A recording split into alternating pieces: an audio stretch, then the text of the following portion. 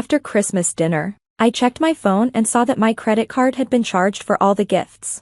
Dad looked at me and said, "We took a vote. You don't have kids, so you should pay for the ones who do." My hands were shaking as I picked up my phone and told him, "Then you're really going to enjoy what's coming next." He laughed, like I was joking. But the next day, my phone blew up, 53 missed calls. Cousins yelling. Mom crying. And Dad, actually begging me to stop. But by then, it was too late. Earlier at dinner, I had glanced at my phone under the table and froze. A charge of $13,642 had just gone through on my card. At first, I thought it was a mistake, but then I saw the details: department stores, toy stores, online gift shops, all the Christmas presents. "Who did this?" I asked softly, my voice cutting through the noise of wrapping paper and cheesy holiday music. Dad looked up from his wine like nothing had happened. "We voted," he said calmly. "You don't have kids. We all do. So we thought it was fair if you covered the gifts for the little ones." I blinked. I couldn't believe what I was hearing. He explained it like it was just common sense. I looked around the table. Mom looked down at her food. My sister acted like she didn't hear, her twins tearing into Lego sets I apparently paid for. Cousin Jeff gave me a look like, "Yeah, it's messed up, but what can you do? You used my card without asking?" I said. "You decided I'd pay for everything just because I'm single?" Mom mumbled, "You always say you like helping." Helping? I almost laughed. Helping is when I offer. This was planned behind my back. "Don't be so dramatic," Dad said. "It's just money. You have plenty." My heart was pounding. I looked around the table, 12 people, half of whom don't talk to me unless they need something. They had all quietly agreed that I should fund their Christmas. "Unbelievable," I said, standing up. "Sit down," one cousin snapped. "Don't ruin the mood. The kids are having fun." "Oh, I'm not ruining the mood," I said, pulling out my phone. "I'm ending the whole show." Dad raised an eyebrow. "What's that supposed to mean?" I looked him dead in the eye. "It means you're going to love what happens next." He laughed. He thought I was bluffing. But he wasn't laughing the next day. Because by then, I had already hit send. There was no going back. People think realizing your family only sees you as a walking wallet happens all at once, but it doesn't. It happens slowly, like a leak under the floor.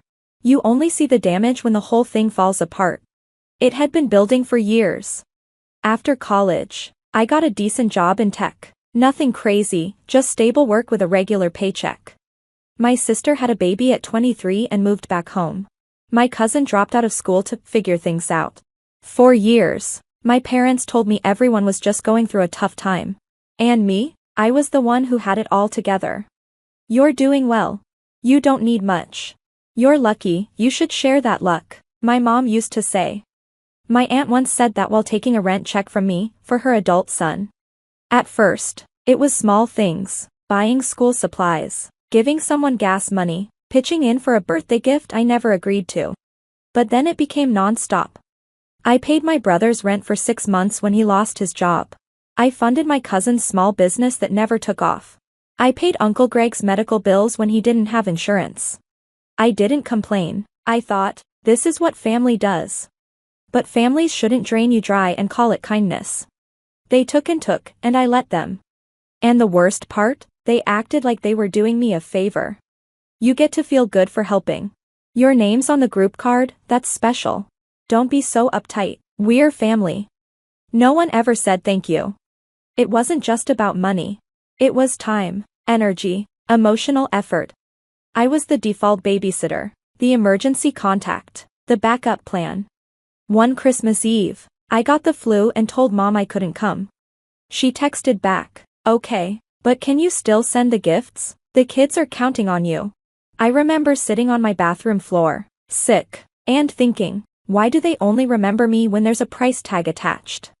The moment it really hit me, the moment everything started to change. It was 3 months before that Christmas dinner, when I took my niece to a bookstore and told her to pick out anything she wanted. I spent $150 that day. My niece walked out with art supplies, hardcover books, and a giant stuffed sloth she named Slumpy. She was over the moon. And I was happy until I dropped her off. "Where's Slumpy from?" my sister asked. I smiled. "We picked it out together today." She frowned. "You're spoiling her. You think you're the fun uncle just because you have money." I blinked. "What?" She rolled her eyes. "Maybe try spending less on toys and more on getting a personality." That hit me like a slap. I had just spent my whole weekend with her kid, time I could have used to rest, go on a date, or do anything else. And instead of a thank you, I got insulted. Like being generous made me a joke. That was the moment I saw it all clearly. Not her mask slipping, mine. I stopped pretending they cared. I saw them for what they really were, people who only knew how to take. Experts in guilt trips. They didn't respect me. Honestly, I don't even think they liked me. To them, I wasn't family, I was their bank account. Then December rolled around. Christmas planning started in the family group chat around mid-November. Of course, they wanted me to host. Again, buy gifts for all the kids. Again, play Santa with a credit card. Again. This year, I was ready to say no. I really thought I would. But then Dad texted me directly. "You're good at this stuff. Why don't you just handle all the gifts again? We'll settle up later." Funny thing is, no one ever settled up. Not last year, not the year before. So I replied, short and sharp. "Only if we agree in advance who's paying." He read it, never replied. 3 weeks went by. I figured maybe they'd taken the hint. I was wrong. Because they used my backup card instead. A card I gave Mom years ago, just in case of emergency. She still had the info, and apparently, she'd shared it. The statement showed charges from 5 different stores, not even near her home. She didn't buy a thing, they did. And when I brought it up at dinner, they laughed. Laughed. Dad actually said, "We voted, you don't have kids, so you should pay for the ones who do." Like it made sense, like it was fair, like I didn't get a say. And I realized they really believed that. They thought that because I don't have kids, I owed them something, that my time, my peace, my money didn't matter as much. When I stood up and said, "You're going to love what comes next," they didn't even blink. Dad laughed. Because to them, I was bluffing. I always had been. That night, I couldn't sleep. Not from guilt, not anymore. But I wasn't at peace yet, either. I lay there, thinking about every insult, every time they made me feel like I didn't measure up because I didn't have their chaos, their kids, their debt. Like that made them better. And me, disposable. But when the sun came up and lit my ceiling with soft orange light, I felt something shift. No more doubt, no more hesitating. Not just anger, clarity. If they wanted to play democracy, fine. Time to cast my vote. I opened my laptop and wrote. Subject, holiday contribution changes, body. Starting now, I will no longer be providing any financial support to the extended family. That includes Christmas gifts, birthday gifts, for kids or adults, school tuition, rent help, emergency Venmo requests, car repairs, vet bills, or streaming subscriptions. If you've already used my cards, expect a chargeback. If you've saved or shared my card info without permission, expect legal action. You voted. Now I'm voting back. Merry Christmas. The childless one. And I hit send. To everyone. My parents, my sister, 6 cousins, even my aunt, who still thinks I owe her because she babysat me once when I was 4. Then I turned off my phone. It took them 7 hours and 16 minutes to break. When I turned my phone back on, it blew up in my hand. 53 missed calls. Texts from everyone. Voicemails from crying relatives. Cousins threatening to sue me for emotional harm. Mom left a message that started with "I'm heartbroken," and ended with "You've really let us down." Dad called 12 times. The last voicemail was just one line. "Please, for the love of God, don't do this." But it was already done. Because when they finally realized what a chargeback meant, I had already called the bank. The fraud claim had gone through. Over $3,600 in charges were flagged. The Barbie houses? On hold. The Nerf guns? Cancelled. The iPads and boxes under the tree? Returned. I froze the emergency card. Later that night, My cousin Sarah tried to use it to book a hotel. It declined, twice. And all hell broke loose. The next day, my uncle called me. He's one of the only ones who never asked me for money, but he also never stood up when others did. His voice was quiet, almost embarrassed. Your mom's crying. She says you ruined Christmas. I didn't even blink. No, I said. They ruined it when they turned it into a transaction. He sighed. They were just overwhelmed. No, I interrupted. They were entitled. There's a difference. There was a long pause. You really went through with the chargebacks? I already did. Another pause. Well, I can't say they didn't deserve it. Then he hung up. That was the last calm message I got for a while. 3 days later, I came home from work and found them waiting on my porch. Mom, Dad, and my sister Rachel, arms crossed, face full of disgust. Can we talk? Mom asked, voice shaking. I opened the door just enough. Say what you came to say. We didn't mean for things to go this way, she said quickly. We just thought. What? I cut in. That I'd shut up and pay again? That I'd smile and say, sure, rob me blind, but let's do it with eggnog? Dad tried to calm things down. Let's not turn this into a war. We're family. I laughed, loud. You started the war the moment you used my card and called it voting. That wasn't family. That was betrayal. Rachel rolled her eyes. Oh my God. Are you still going on about this? We didn't drain your whole bank account. I paid for your car last summer. I snapped. Because you couldn't drive with a cracked windshield. You said you'd pay me back. She scoffed. You make 6 figures. You'll be fine. And that, right there, was the final straw. That's exactly why I'm done. To you all, I'm not a person. I'm a wallet that sometimes brings food. Mom started crying. We just wanted the kids to have a good Christmas. So you stole from me? Dad stepped forward. That's enough. Fix this. Undo the chargebacks. Now. I said nothing, just stared at him. So he changed tactics. Think about how this looks, he said, voice dark. Do you really want people saying you betrayed your family over some toys? Still no blink, just calm. No, I said. I want people to say I finally stood up for myself. Then I said the words that shut them all up. I'm done with all of you. I've blocked your numbers. And this weekend, I'm moving out of state, alone. They were stunned. I opened the door. Now get off my porch. The next 2 days, quiet. No calls, no guilt-tripping texts, no family check-ins pretending to be kind. For the first time in years, I could breathe. I sat on the floor with coffee and music, realizing I didn't owe anyone anything anymore. Nobody expected me to fix their mess or save the day. It was peaceful. But I knew my family, they wouldn't let go that easily. On day 3, they started crawling back with manipulation. Maybe we should talk like adults. Your mom's sick from stress. Happy now? The kids keep asking why Uncle Ghost doesn't call. I saw the texts. I ignored them. Because I knew the truth. They didn't miss me. They missed what I gave them. Then something unexpected happened. A message from my cousin Jason. I messed up. Can we talk? I didn't reply. An hour later, he showed up at my door. He looked different, clean, hair brushed, wearing a blazer and a watch. Like he was pretending to be someone responsible. I'm taking online classes, marketing, he said, started working with a friend, I'm really trying. I stayed silent. He looked down. I was jealous of you, he said, you had peace, I didn't, that's why I acted like that. I tilted my head.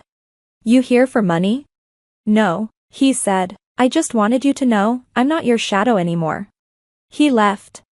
30 minutes later, I got a bank alert. Someone tried to reset my online account. Guess who? Jason. He hadn't changed. He came to test me. To see if I still believed their lies.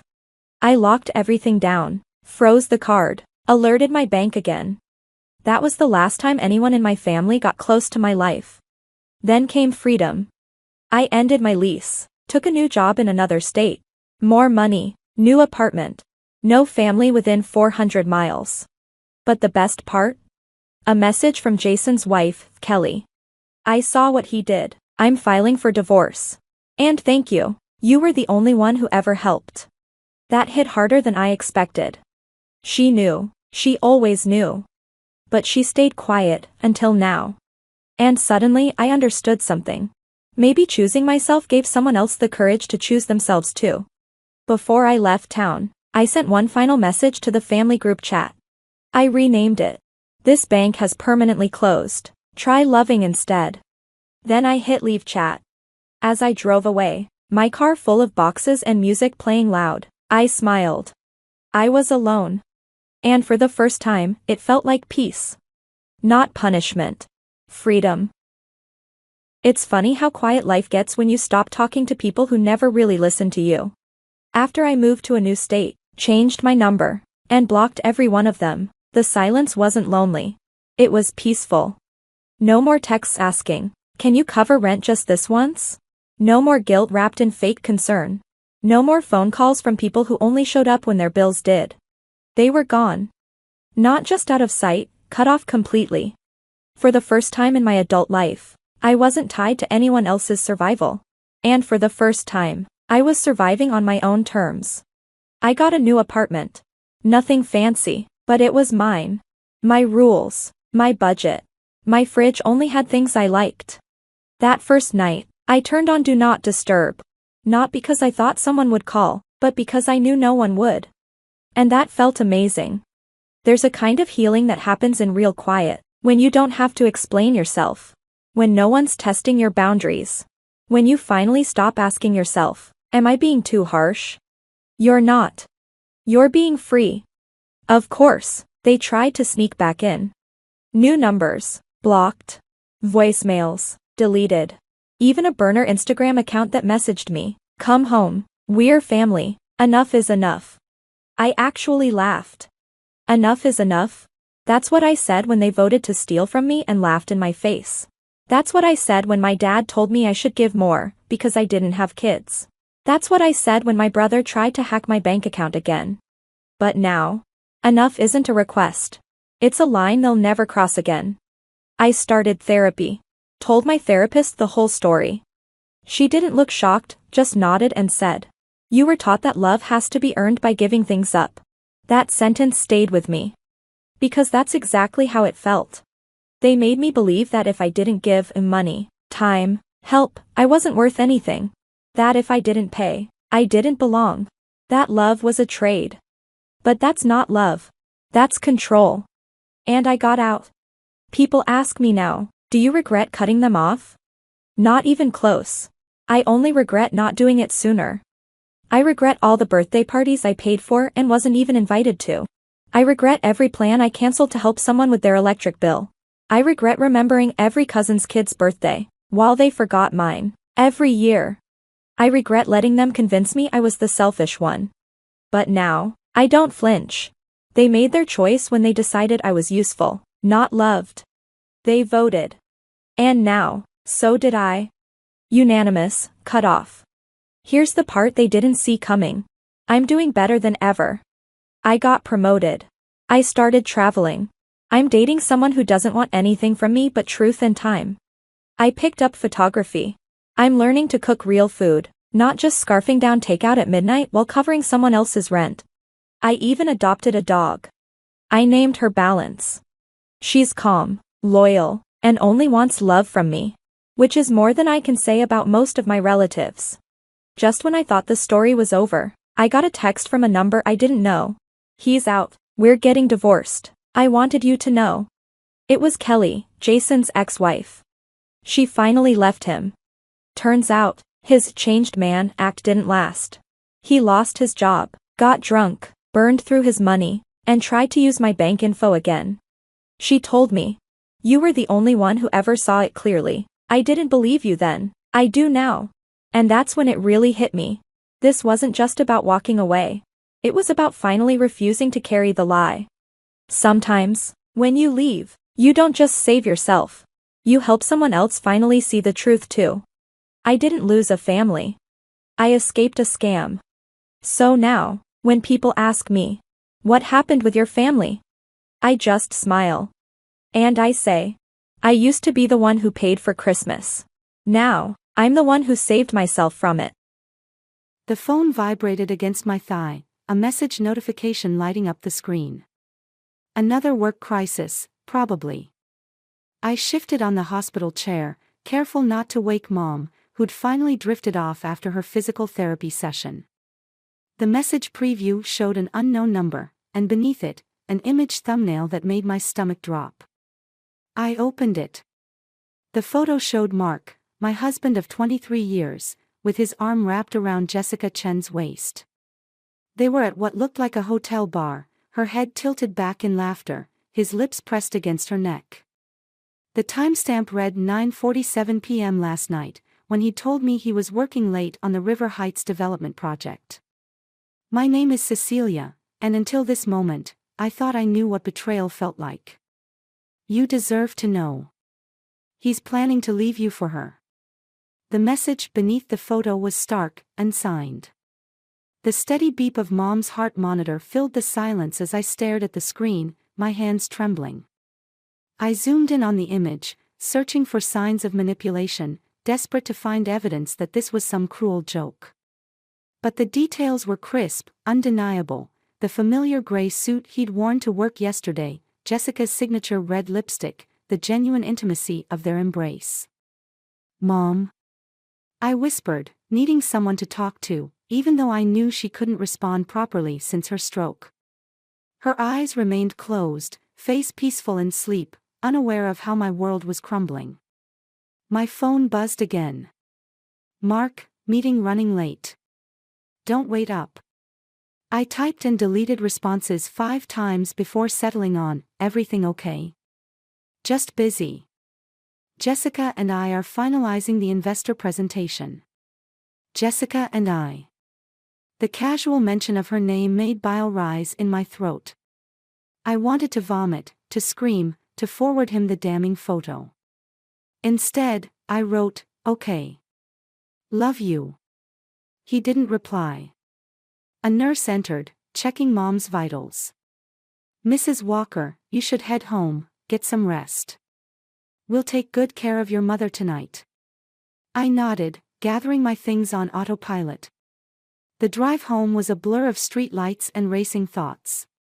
23 years of marriage. A son in college. A life built together, brick by brick. And now this. The house was dark when I arrived.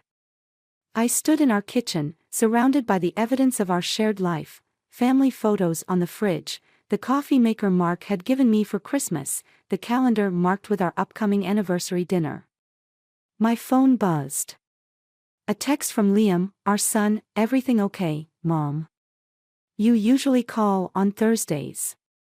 God, Liam. How would this affect him?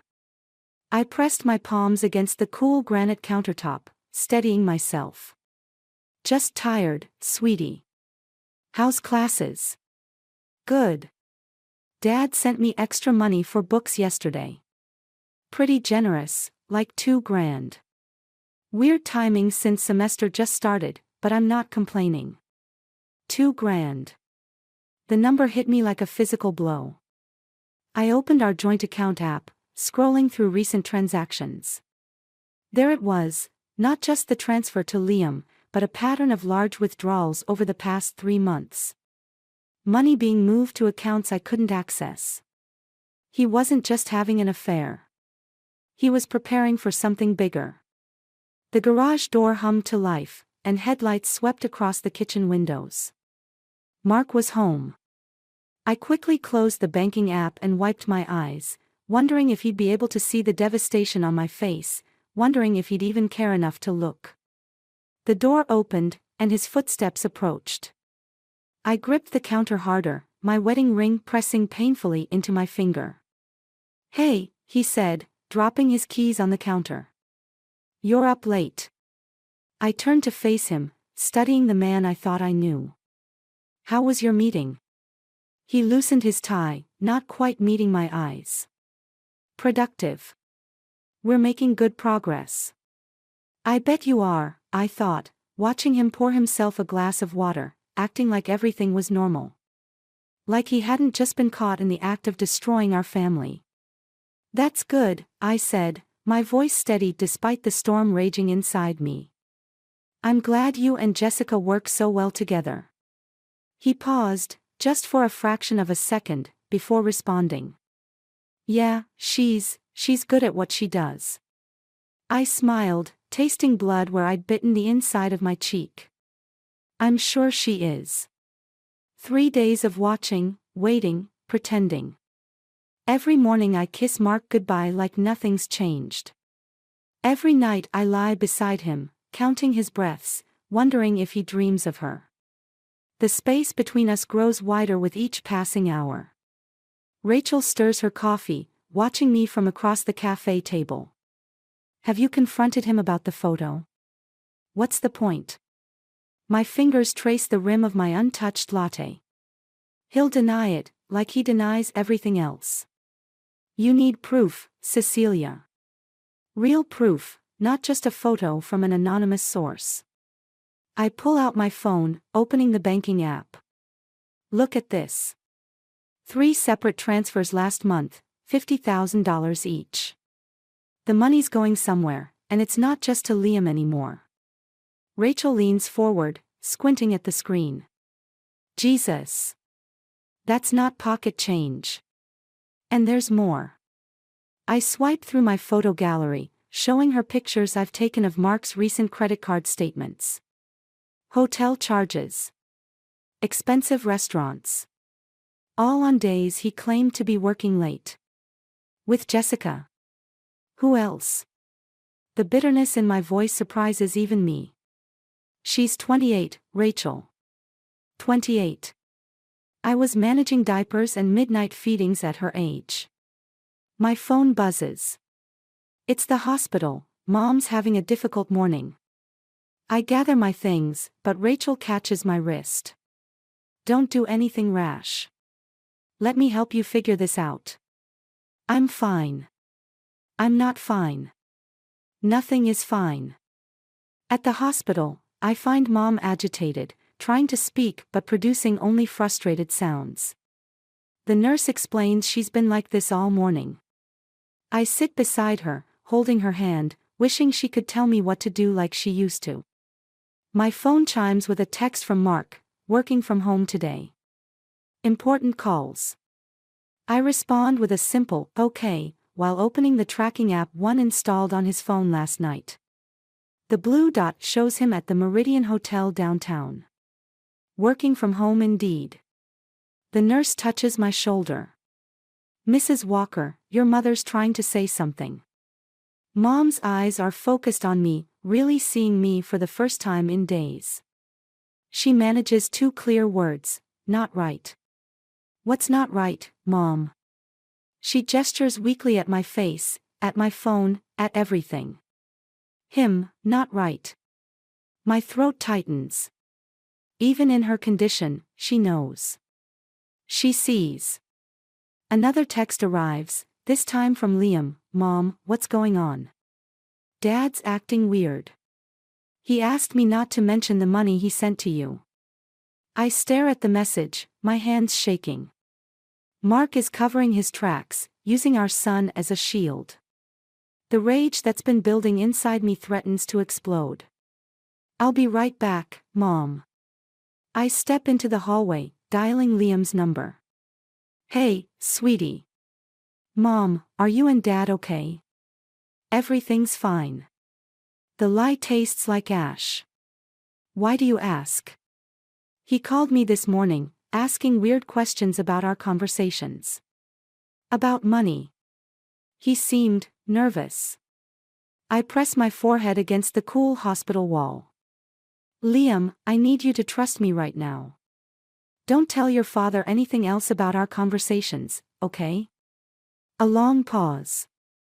"Mom, you're scaring me." "I know, baby. I'm scared too." After hanging up, I check the tracking app again. Mark's dot is moving, heading toward his office. I open my laptop, logging into his email account using the password I discovered last night. New messages pop up, dozens between him and Jessica, each one more intimate than the last. The latest email makes my blood run cold. Everything's arranged. The papers will be ready next week. She won't see it coming. Papers. He's planning to blindside me with divorce papers while he's been systematically draining our accounts. Mom's monitor starts beeping rapidly. Nurses rush in as she becomes more agitated, trying to speak, trying to warn me about something I already know. I stand in the doorway, watching them calm her down, feeling a strange sense of clarity wash over me. Mark thinks I won't see it coming. He thinks I'm still the trusting wife, the devoted mother, the dutiful daughter. He's about to learn how wrong he is. I pull out my phone and text Rachel, "You're right. I need proof. And I know exactly how to get it." The bank statement trembles in my hands as I sit in my parked car outside Mark's office building. $200,000, transferred yesterday to an account I've never seen before. Not just draining our savings anymore, he's mortgaged the house. My house. The home where I raised our son. My phone rings. It's Sandra from accounting at Mark's company, returning my call. "I shouldn't be telling you this," she whispers, "but Jessica's been promoted to partner. The paperwork went through last week. Mark pushed it through personally." "Partner?" My voice sounds distant, hollow. "She's been there less than a year. There's more.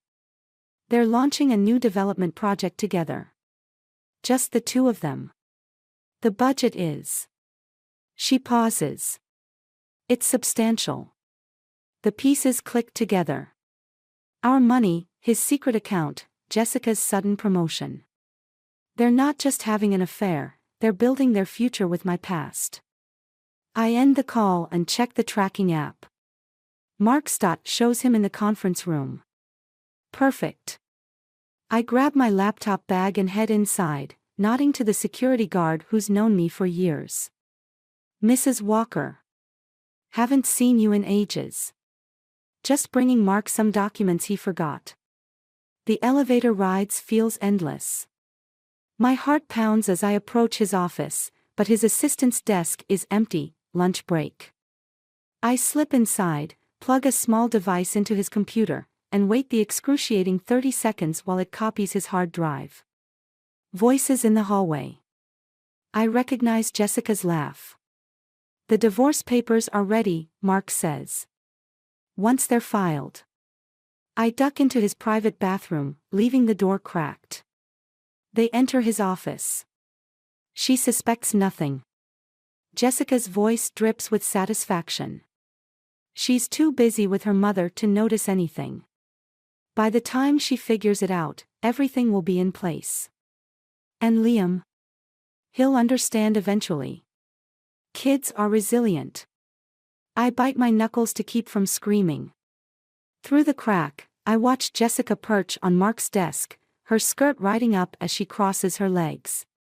"We should celebrate," she purrs. "The Meridian, tonight?" "Can't. Cecilia's mother has some medical thing. I have to make an appearance." "You won't have to keep up appearances much longer." Their kiss makes me gag. When they finally leave, I retrieve my device with shaking hands. At home, I pore through the copied files. Emails, contracts, bank statements, the evidence of their betrayal laid bare in pixels and PDFs.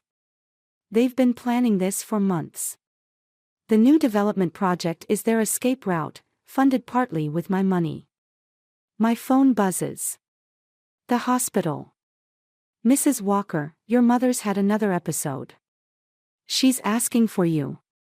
I find Mom agitated again, but her eyes are clear when I enter. She grabs my hand with surprising strength. "The picture," she manages to say. "In my room." "What picture, Mom?" She becomes frustrated, gesturing wildly. "A nurse helps me understand, she wants me to check her house." I drive there, using my key to enter the silent home. In her bedroom, I find what she meant, a photo album I've never seen before, hidden in her closet. Inside are pictures of my father, who left us when I was young. But these aren't family photos, they're surveillance shots. Bank statements. Hotel receipts. Mom had hired a private investigator to track him. She'd gathered evidence, built a case, and then used it to secure our future in the divorce. She never told me. Never let on how calculated her response had been. My phone chimes with a text from Mark, working late again. Don't wait up. I close the album, understanding flooding through me. Mom hadn't just been a victim of betrayal, she'd been a warrior. And now she's trying to tell me something. Don't just gather evidence, use it. I call Rachel. I need your help with something. How good are you with computers? Decent. Why? I stare at the files from Mark's computer, at Mom's album of evidence, at the pieces of my unraveling life. Because I'm done being the victim in this story. It's time to become the author. The hospital corridor stretches endlessly before me as I rush toward the ICU. Mom's second stroke hit while I was combing through Mark's files. The universe has a cruel sense of timing. Tom's already there when I arrive, his first visit since Mom's initial stroke. He pulls me into a tight hug. You look like hell, Cece. Thanks. You flew all the way from Seattle to tell me that. He studies my face. I flew here because you're not telling me everything in our calls. Before I can respond, the doctor approaches. Mom's condition is critical but stable. The next 48 hours are crucial. I sink into a chair, exhaustion washing over me. Where's Mark? Tom asks. Working. The lie comes automatically now. Important client meeting. Tom pulls out his phone, scrolling through something. Funny. According to his Instagram, he's at the Rivera Club. Posted 30 minutes ago. My head snaps up. What? He turns the screen toward me. There's Mark at a charity gala, his arm around Jessica's waist. The caption reads, "Celebrating our newest partner and the future of Walker Development." Want to tell me what's really going on? I start to speak, but my phone buzzes. A text from Liam, "Mom, why is Dad posting about Jessica? Everyone at school is talking about it. The walls feel like they're closing in." I forward Tom the photos, the bank statements, everything I've gathered.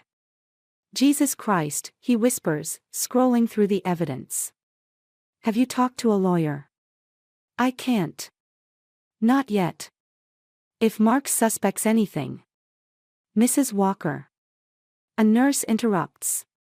Your mother's asking for you. Mom's awake but barely coherent. Her right side is completely paralyzed now. She grabs my hand with her good one, trying to speak. Save, save. Save what, Mom? She points weakly at her bedside table where her purse sits. I open it, finding a safety deposit box key I've never seen before. Important, she manages to say before drifting off again. Tom appears in the doorway. Cece, there's something else you need to see. In the waiting room, he pulls up property records on his laptop. The mortgage documents I found weren't just for our house. Mark has leveraged every property we own, including Mom's house, which he somehow gained control of through a power of attorney I never signed. He's stealing everything, I whisper. Even Mom's home. Not everything. Tom points to the safety deposit box key.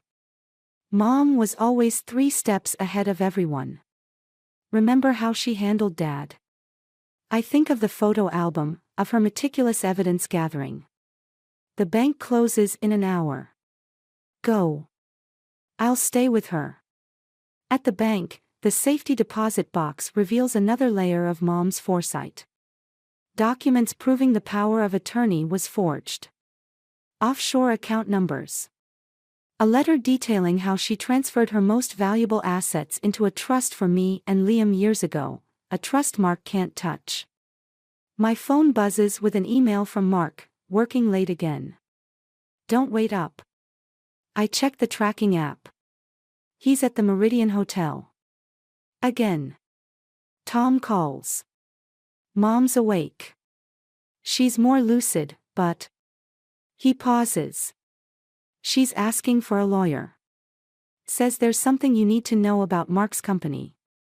What about it? She keeps mentioning proof and fraud. Cece, I think she knows something big. I stare at the trust documents, at the hotel location on my phone, at the Instagram post that's still burning in my mind. Mark thinks he's won. He thinks he's taken everything. But Mom knew. She knew and she prepared. Just like she did with Dad. I text Rachel, remember when you offered to help? I need you to dig into Walker Development's financials. Mom says there's fraud. Her response is immediate, already on it. You're not going to believe what I found. I start the car, my hands steady on the wheel for the first time in days. Mark and Jessica aren't just stealing my life, they're building their future on a foundation of lies.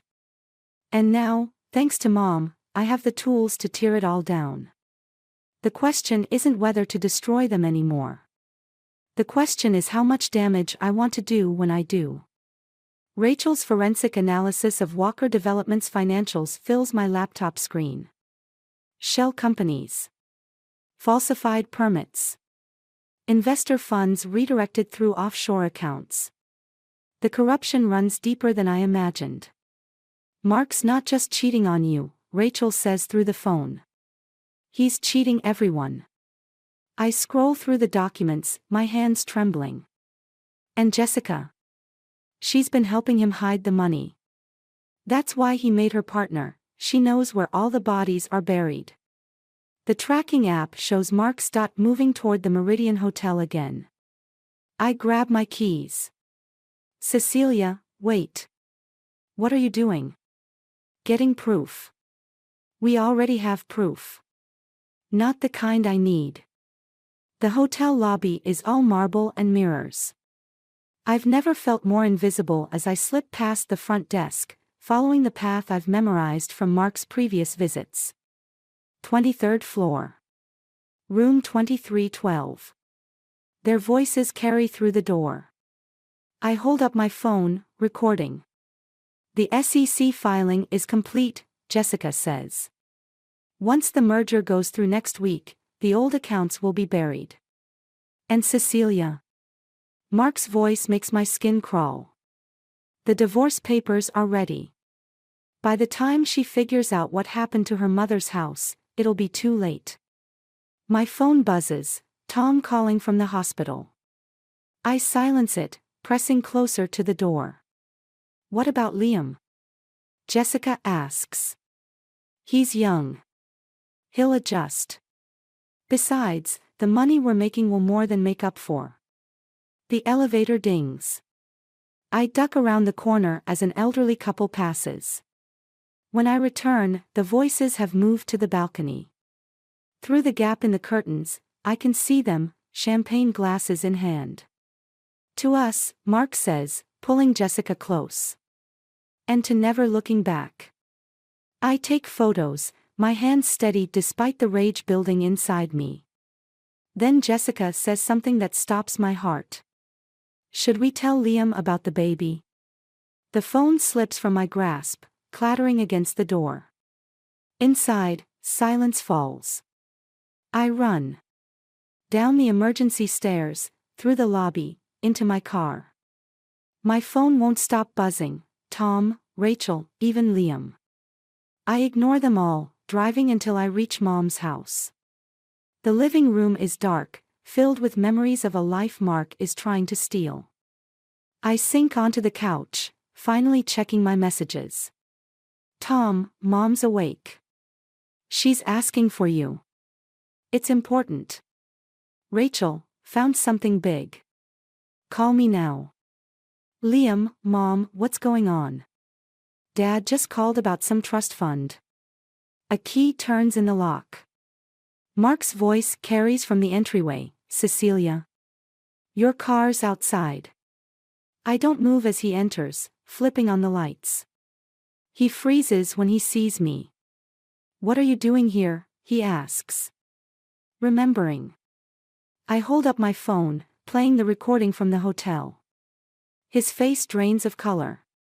It's not what you think. Congratulations, I cut him off. On the baby.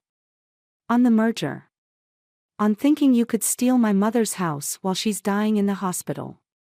He takes a step forward. Let me explain. I found Mom's safety deposit box. I watch his expression shift. And Rachel found your offshore accounts. Whatever you think you know. I know everything, Mark. Every lie. Every theft. Every betrayal. I stand, surprisingly calm. The only question is, what am I going to do about it? His mask slips, revealing something ugly beneath. You'll do nothing. You can't prove anything without implicating yourself in corporate espionage. Maybe. I move toward the door. But I learned something from my mother. Sometimes losing everything is worth it to destroy someone who deserves it. Don't threaten me, Cecilia. It's not a threat. I turn back, meeting his eyes. It's a promise. You took my marriage, my home, my trust. Now I'm going to take everything from you. His laugh is cold. You don't have it in you. I think of Mom's photo album, of her meticulous revenge against Dad. Of Jessica's hand on her stomach, of Liam's confusion, of 23 years of lies. Watch me. The SEC documents feel heavy in my hands as I sit in Jessica's office, waiting. Rachel's analysis proved what Mom had suspected. Mark and Jessica have been running a Ponzi scheme through Walker Development for years. The evidence could destroy them both. The door opens. Jessica freezes when she sees me. Security, she starts to call out. Is busy dealing with a situation in the parking garage. I gesture to the chair across from me. Sit down. She remains standing, one hand protectively over her stomach. How did you get in here? The same way I got into your email. Your offshore accounts. Your little love nest at the Meridian. I spread the documents across her desk. You've been busy. Whatever you think you know. I know everything. I tap the top document. Including what really happened to the River Heights investor funds. Her composure cracks. Mark handled those accounts. And you helped him hide the money. Just like you helped him try to steal my mother's house while she was dying. That's not. She stops, studying my face. What do you want? Originally. Revenge. But now. I stand, moving closer. Now I want justice. For what?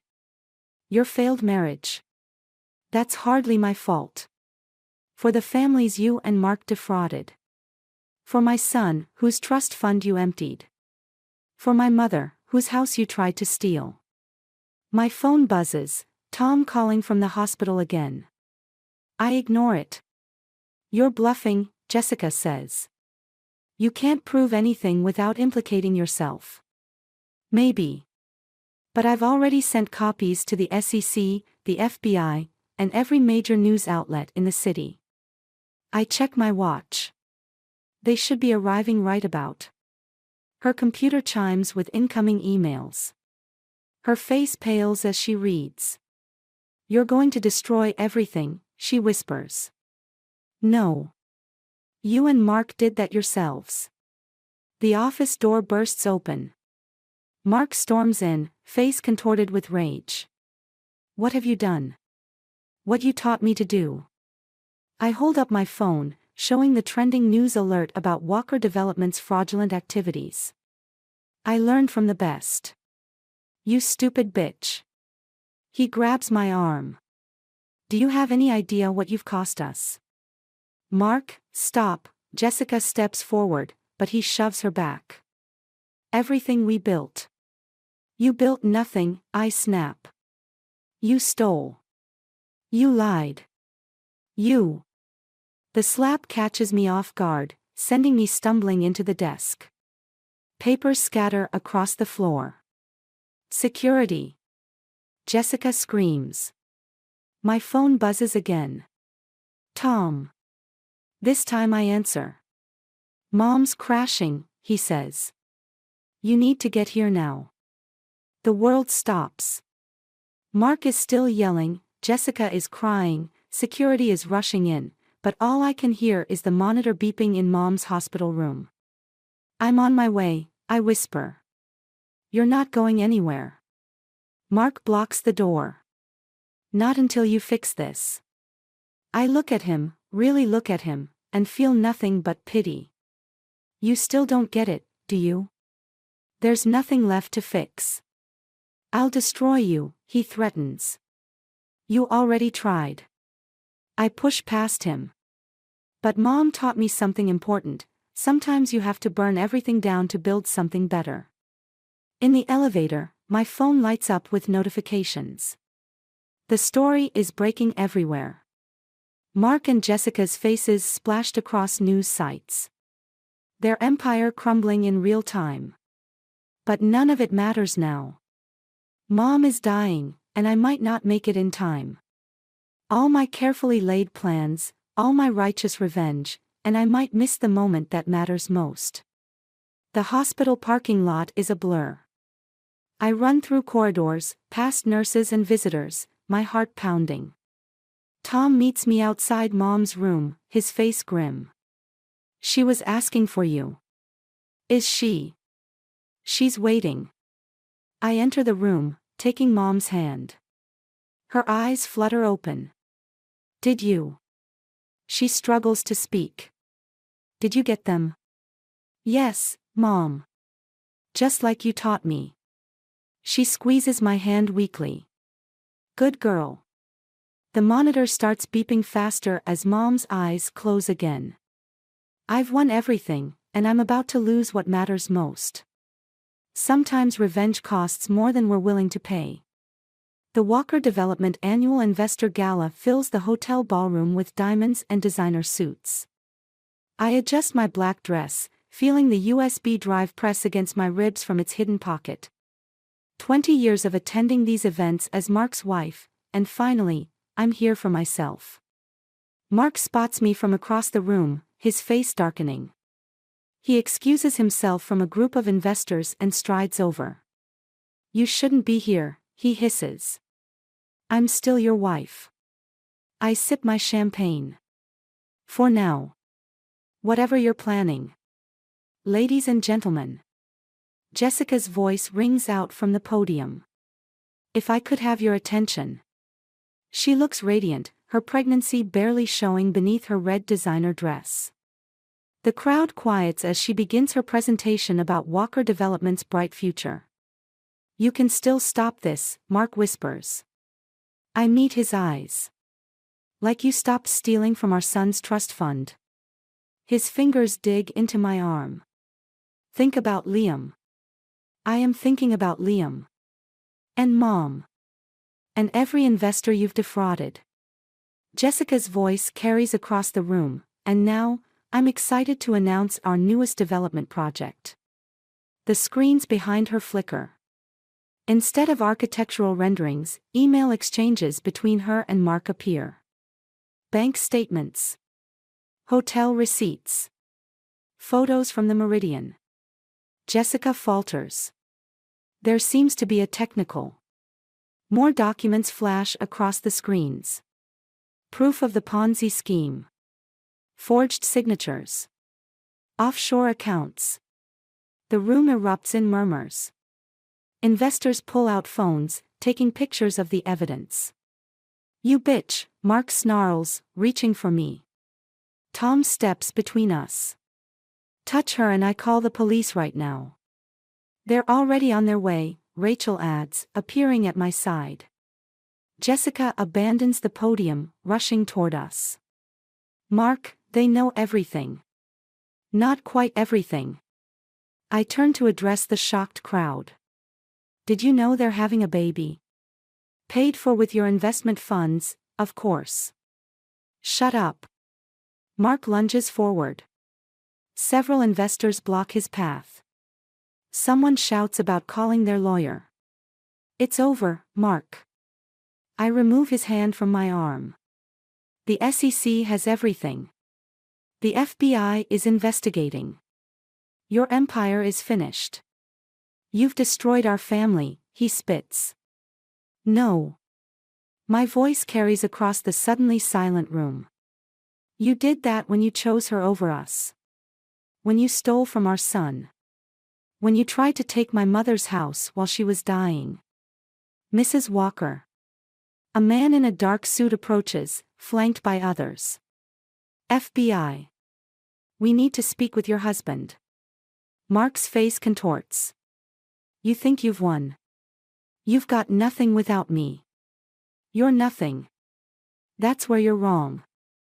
I step closer, my voice low. I'm my mother's daughter. And she taught me how to survive men like you. Jessica starts crying as agents lead them away. The ballroom dissolves into chaos, investors demanding answers, reporters arriving, cameras flashing. My phone buzzes. The hospital. Mom's awake, Tom says, reading the message. She's asking for you. I nod, suddenly exhausted. Let's go. Cecilia. Mark calls out as they lead him past. Please. We can fix this. I turn back one last time. No, Mark. We can't. But I can fix what you broke. Starting with our family. Rachel squeezes my hand. Need company at the hospital? No. I straighten my shoulders, feeling lighter than I have in months. I need to tell Mom that her daughter finally learned her lesson. Which is? I watch Mark and Jessica being escorted out, their perfect future crumbling around them. That sometimes the best revenge isn't about destroying someone else. It's about saving yourself. The night air is cool as we leave the hotel. Behind us, Mark's carefully constructed lies collapse like a house of cards. Ahead, Mom waits in her hospital room, proud and fierce even in her weakness. I learned from the best, after all. And now it's time to rebuild what's left of our family, stronger than before. Sometimes you have to burn everything down to see what survives the flames. The morning newspaper sits unopened on Mom's hospital tray. Walker Development CEO arrested, screams from the headline, but she's more interested in watching me pack her things. Home, she says firmly, her speech still halting but improving daily. Are you sure? The doctor said. Home. She grips my hand with surprising strength. Together. The door opens, and Liam steps in, his face tight with emotion. He hasn't spoken to me since the news broke about Mark's arrest. Hey, Grandma. He kisses her cheek, then turns to me.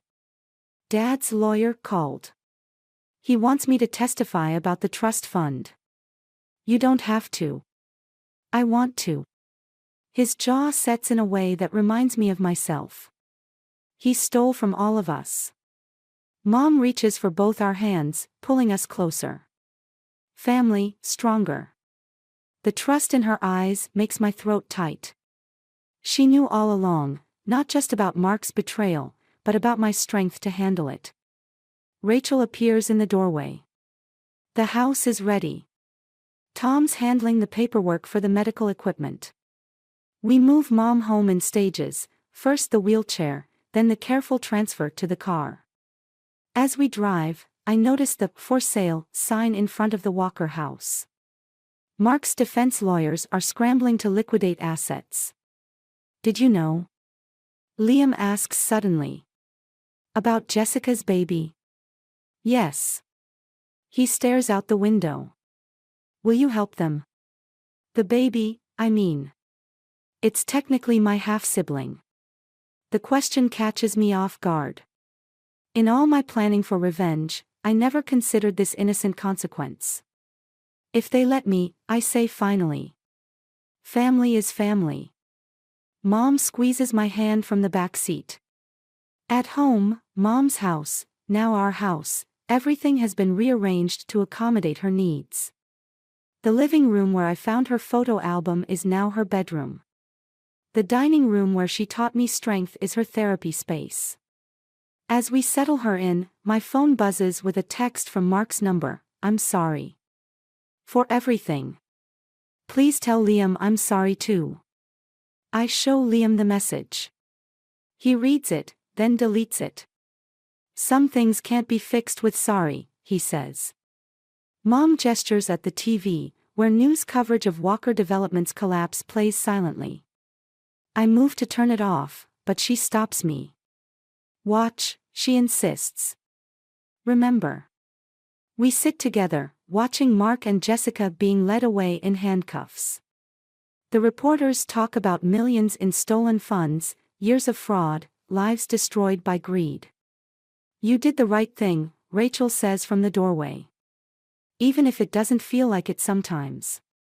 Mom points at the screen, then at me. Like mother, like daughter. What do you mean? She mimes taking pictures, referring to her own evidence gathering years ago. Then she makes a sweeping gesture at our newly arranged home, at Liam, at our rebuilt family. Not just revenge, she manages. Justice, and after. I understand suddenly. Mom's revenge against Dad wasn't just about destroying him, it was about building something stronger from the ashes. Just like I'm doing now. The doorbell rings. Tom enters with an envelope. The trust transfer is complete. Everything Mom put aside for you and Liam is secure. Mark can't touch it. And the house? I ask. Safe. In your name now. Mom nods approvingly, then gestures for her photo album. I retrieve it, and she opens to the last page. There's a new photo there, one I didn't place. It shows me at the investor gala, standing tall as Mark is led away. How did you? Rachel, Mom says, smiling. I look at Rachel, who shrugs. She asked me to take it. Said something about completing the story. Mom pats the album. Your story, not finished. No, I agree, watching Liam help adjust her pillows, seeing Tom and Rachel move around our reclaimed home like guardians. But the next chapter will be better. She closes the album with finality.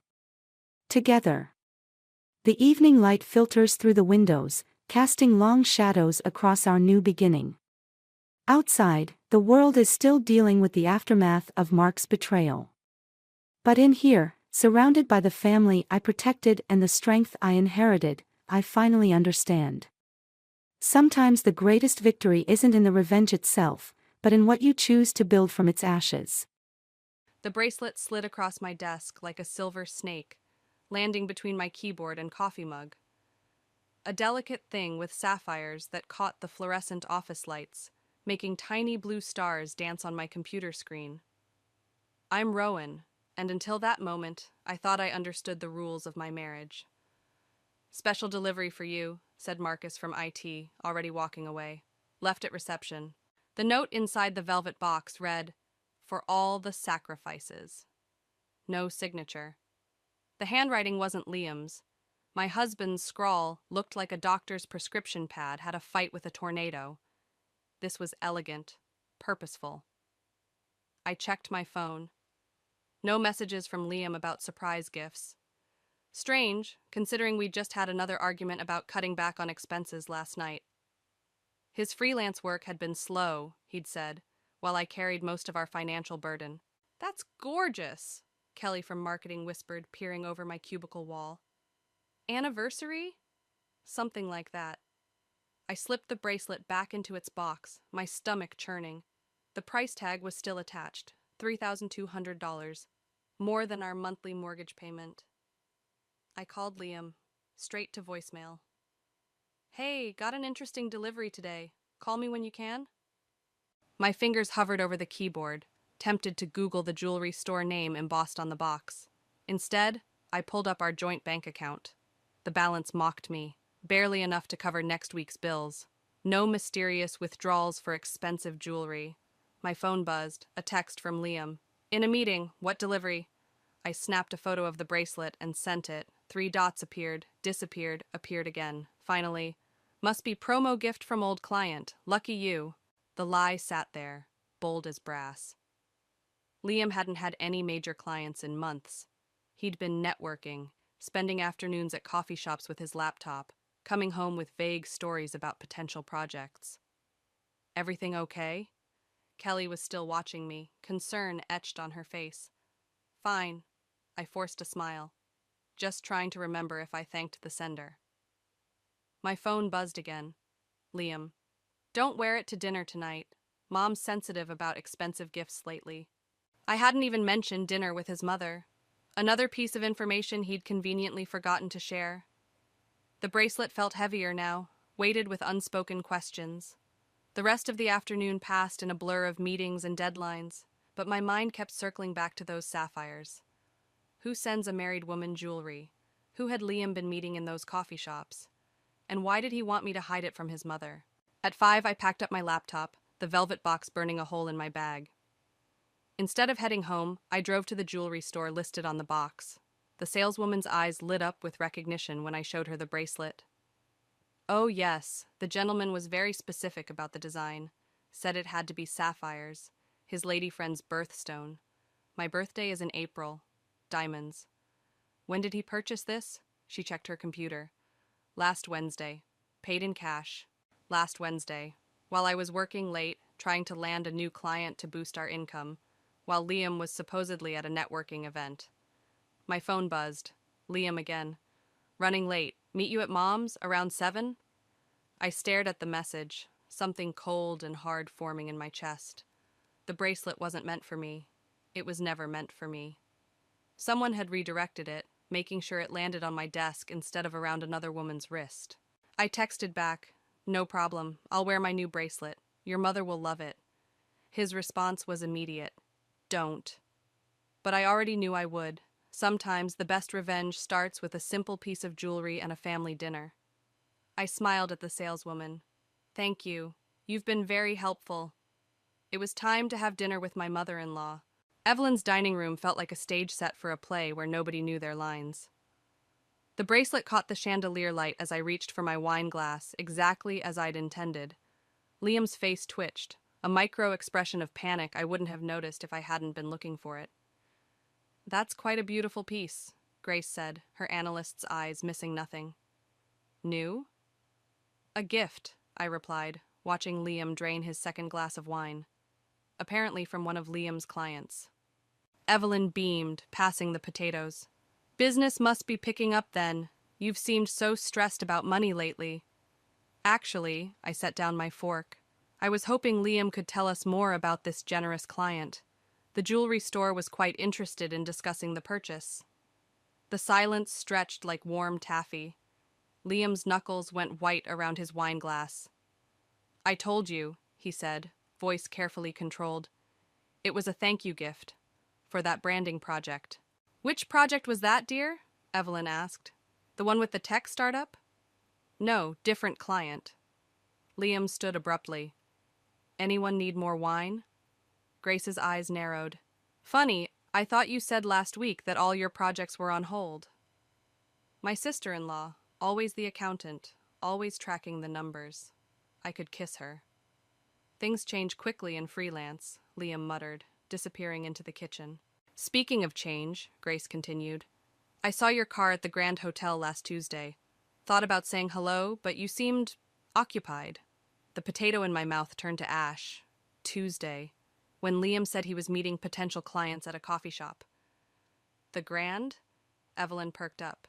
"That new luxury spa they opened there is divine, though the prices—" She whistled low. "You've been there, Mom?" Grace asked. "Oh no, couldn't afford it on a principal's pension. But my friend Margaret's daughter works there. Chloe something or other, event planner, always posting about their amenities on Facebook." My fork clattered against the plate. Liam, returning with wine, nearly dropped the bottle. Chloe? I tested the name, watching my husband's face. Pretty name. Common name, Liam said quickly. Too quickly. Grace's phone buzzed. She glanced at it, then at me, something shifting in her expression. Rowan, didn't you mention wanting to see those investment papers I found? For that side project? I hadn't mentioned any such thing, but I recognized a lifeline when I saw one. Yes, actually. Would now be a good time? Perfect time. Grace stood. Mom, mind if we use your study? In Evelyn's book-lined study, Grace closed the door and pulled out her phone. I wasn't sure whether to show you this, but... She pulled up a banking app. I still have access to Liam's business accounts from when I helped with his taxes. Look at these transactions. Regular withdrawals. Large ones. All tagged consulting fees, but all in round numbers. All on Tuesday afternoons. How long? My voice sounded distant, even to myself. 3 months. Started right after he landed that big corporate contract. Grace's face softened. The one he said fell through. The contract that was supposed to solve our financial struggles. The one that had me working overtime to cover our bills while Liam networked and built his client base. The Grand Hotel has a lovely events space, Grace continued carefully. Perfect for a freelance graphic designer to meet with an event planner about potential collaborations. My fingers traced the sapphires on my wrist. This wasn't meant for me, was it? No, but someone wanted you to get it. Grace squeezed my hand. Question is, what are you going to do about it?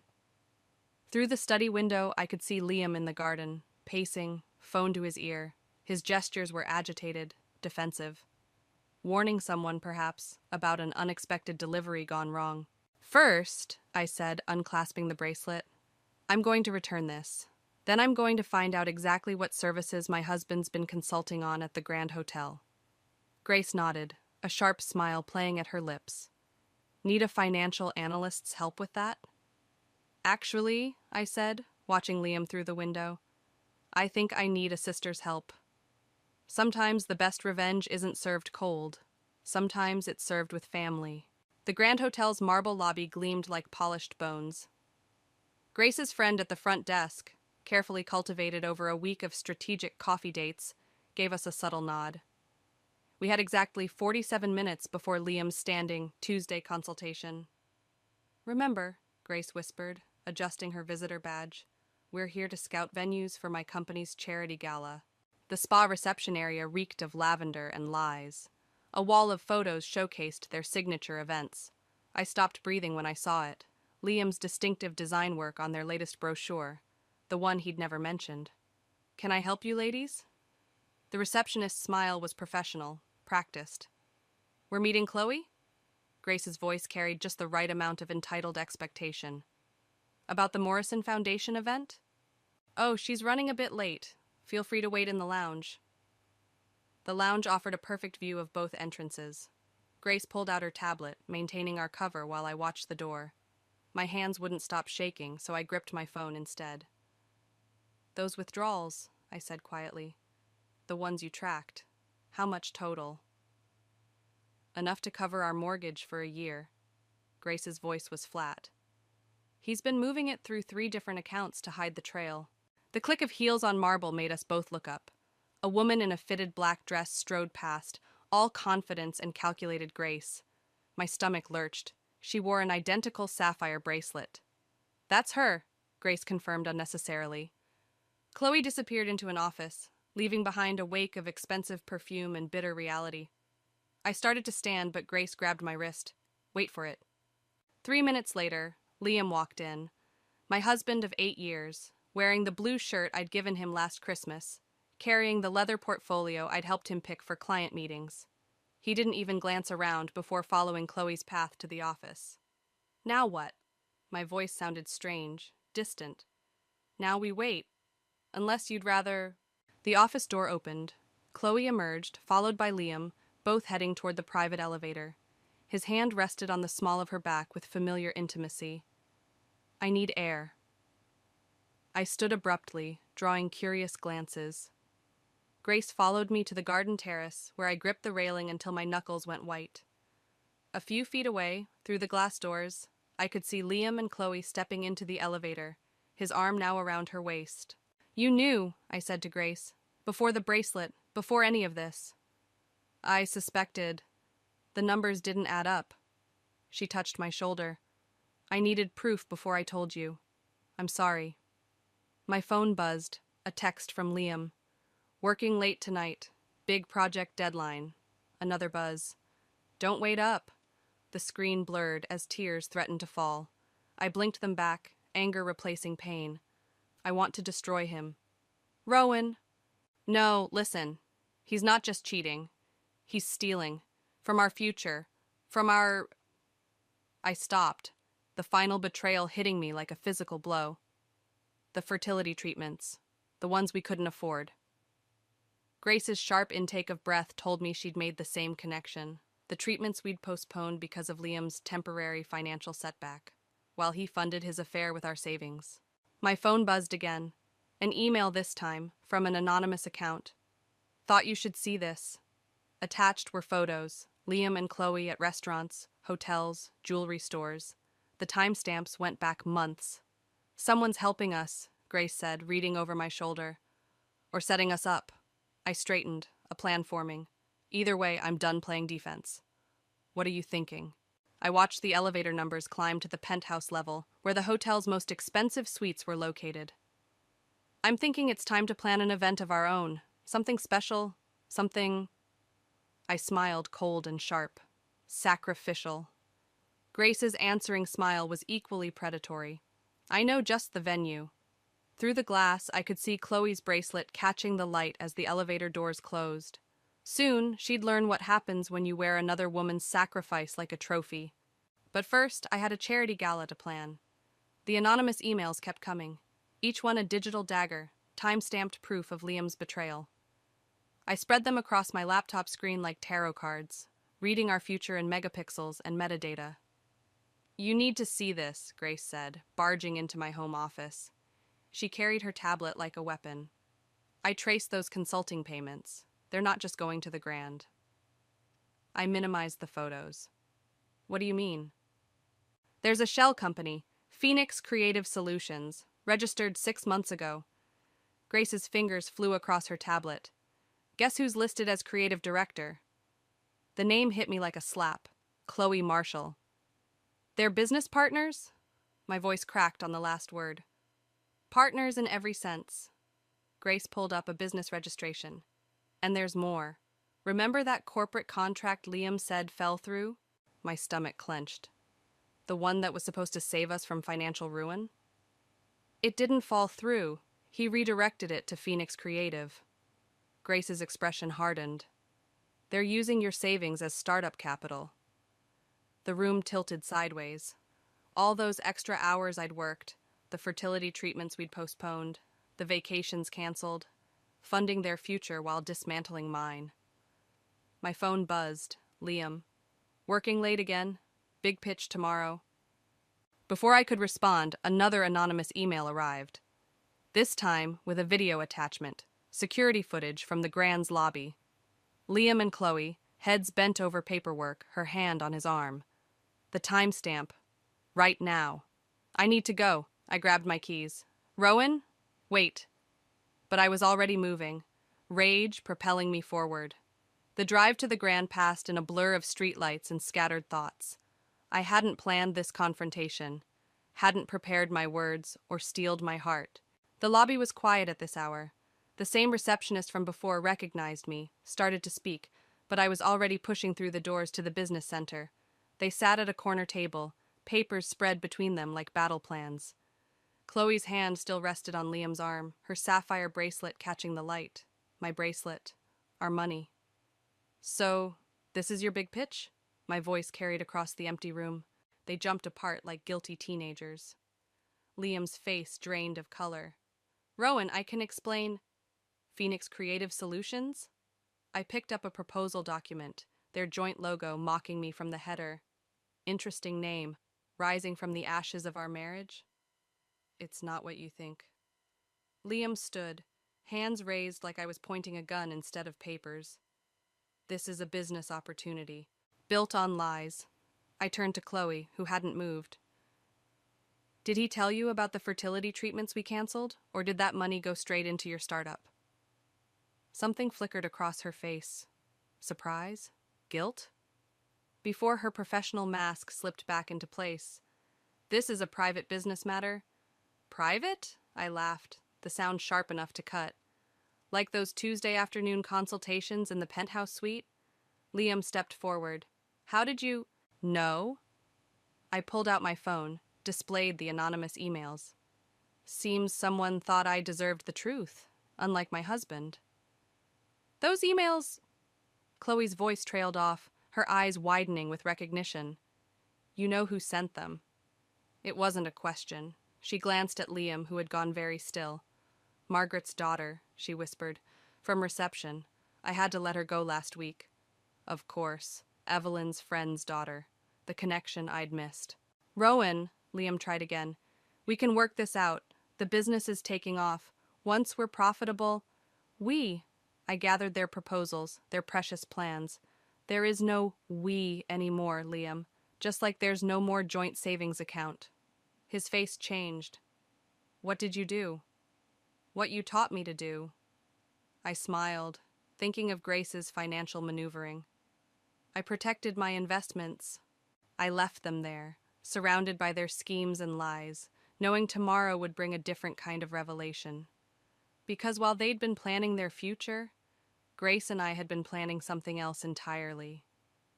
Sometimes the best revenge isn't just about exposing lies.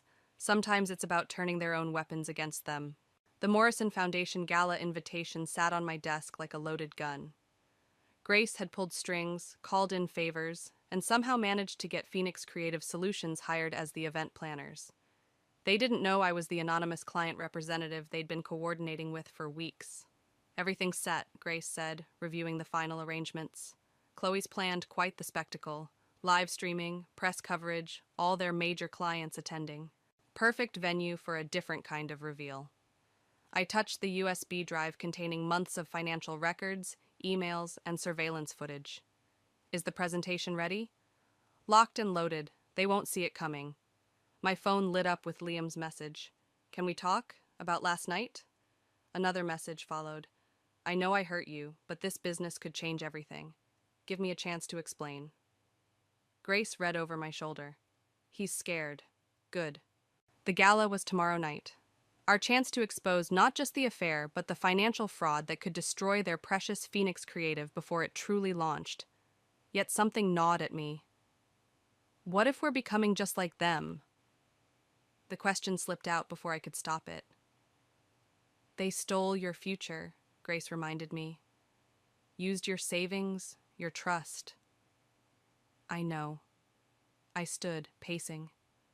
But this revenge, it feels like it's changing me. My office door opened. Kelly from marketing stood there, face pale. Rowan, you need to see this. She held up her tablet. On screen was Phoenix Creative's latest Instagram post. Chloe, wearing my bracelet, announcing their company's selection as the Morrison Foundation's exclusive event partner. The caption praised their unique vision and family values. My hands shook as I read the comments. Potential clients praising their work. Industry leaders offering congratulations. All built on stolen dreams and diverted funds. Family values, I whispered, something breaking loose inside me. That's what we're going with? I grabbed my keys. Grace caught my arm. Where are you going? To give Liam his chance to explain. The drive to his new apartment felt like crossing a boundary. He opened the door, surprise flickering across his face. Behind him, I caught glimpses of the life he'd built without me. Design mock-ups on the walls, Chloe's coat draped over a chair. Rowan, I saw the announcement. My voice stayed steady, surprising me. Congratulations on the Morrison account. That's what I wanted to discuss. He stepped back, letting me in. We could work together.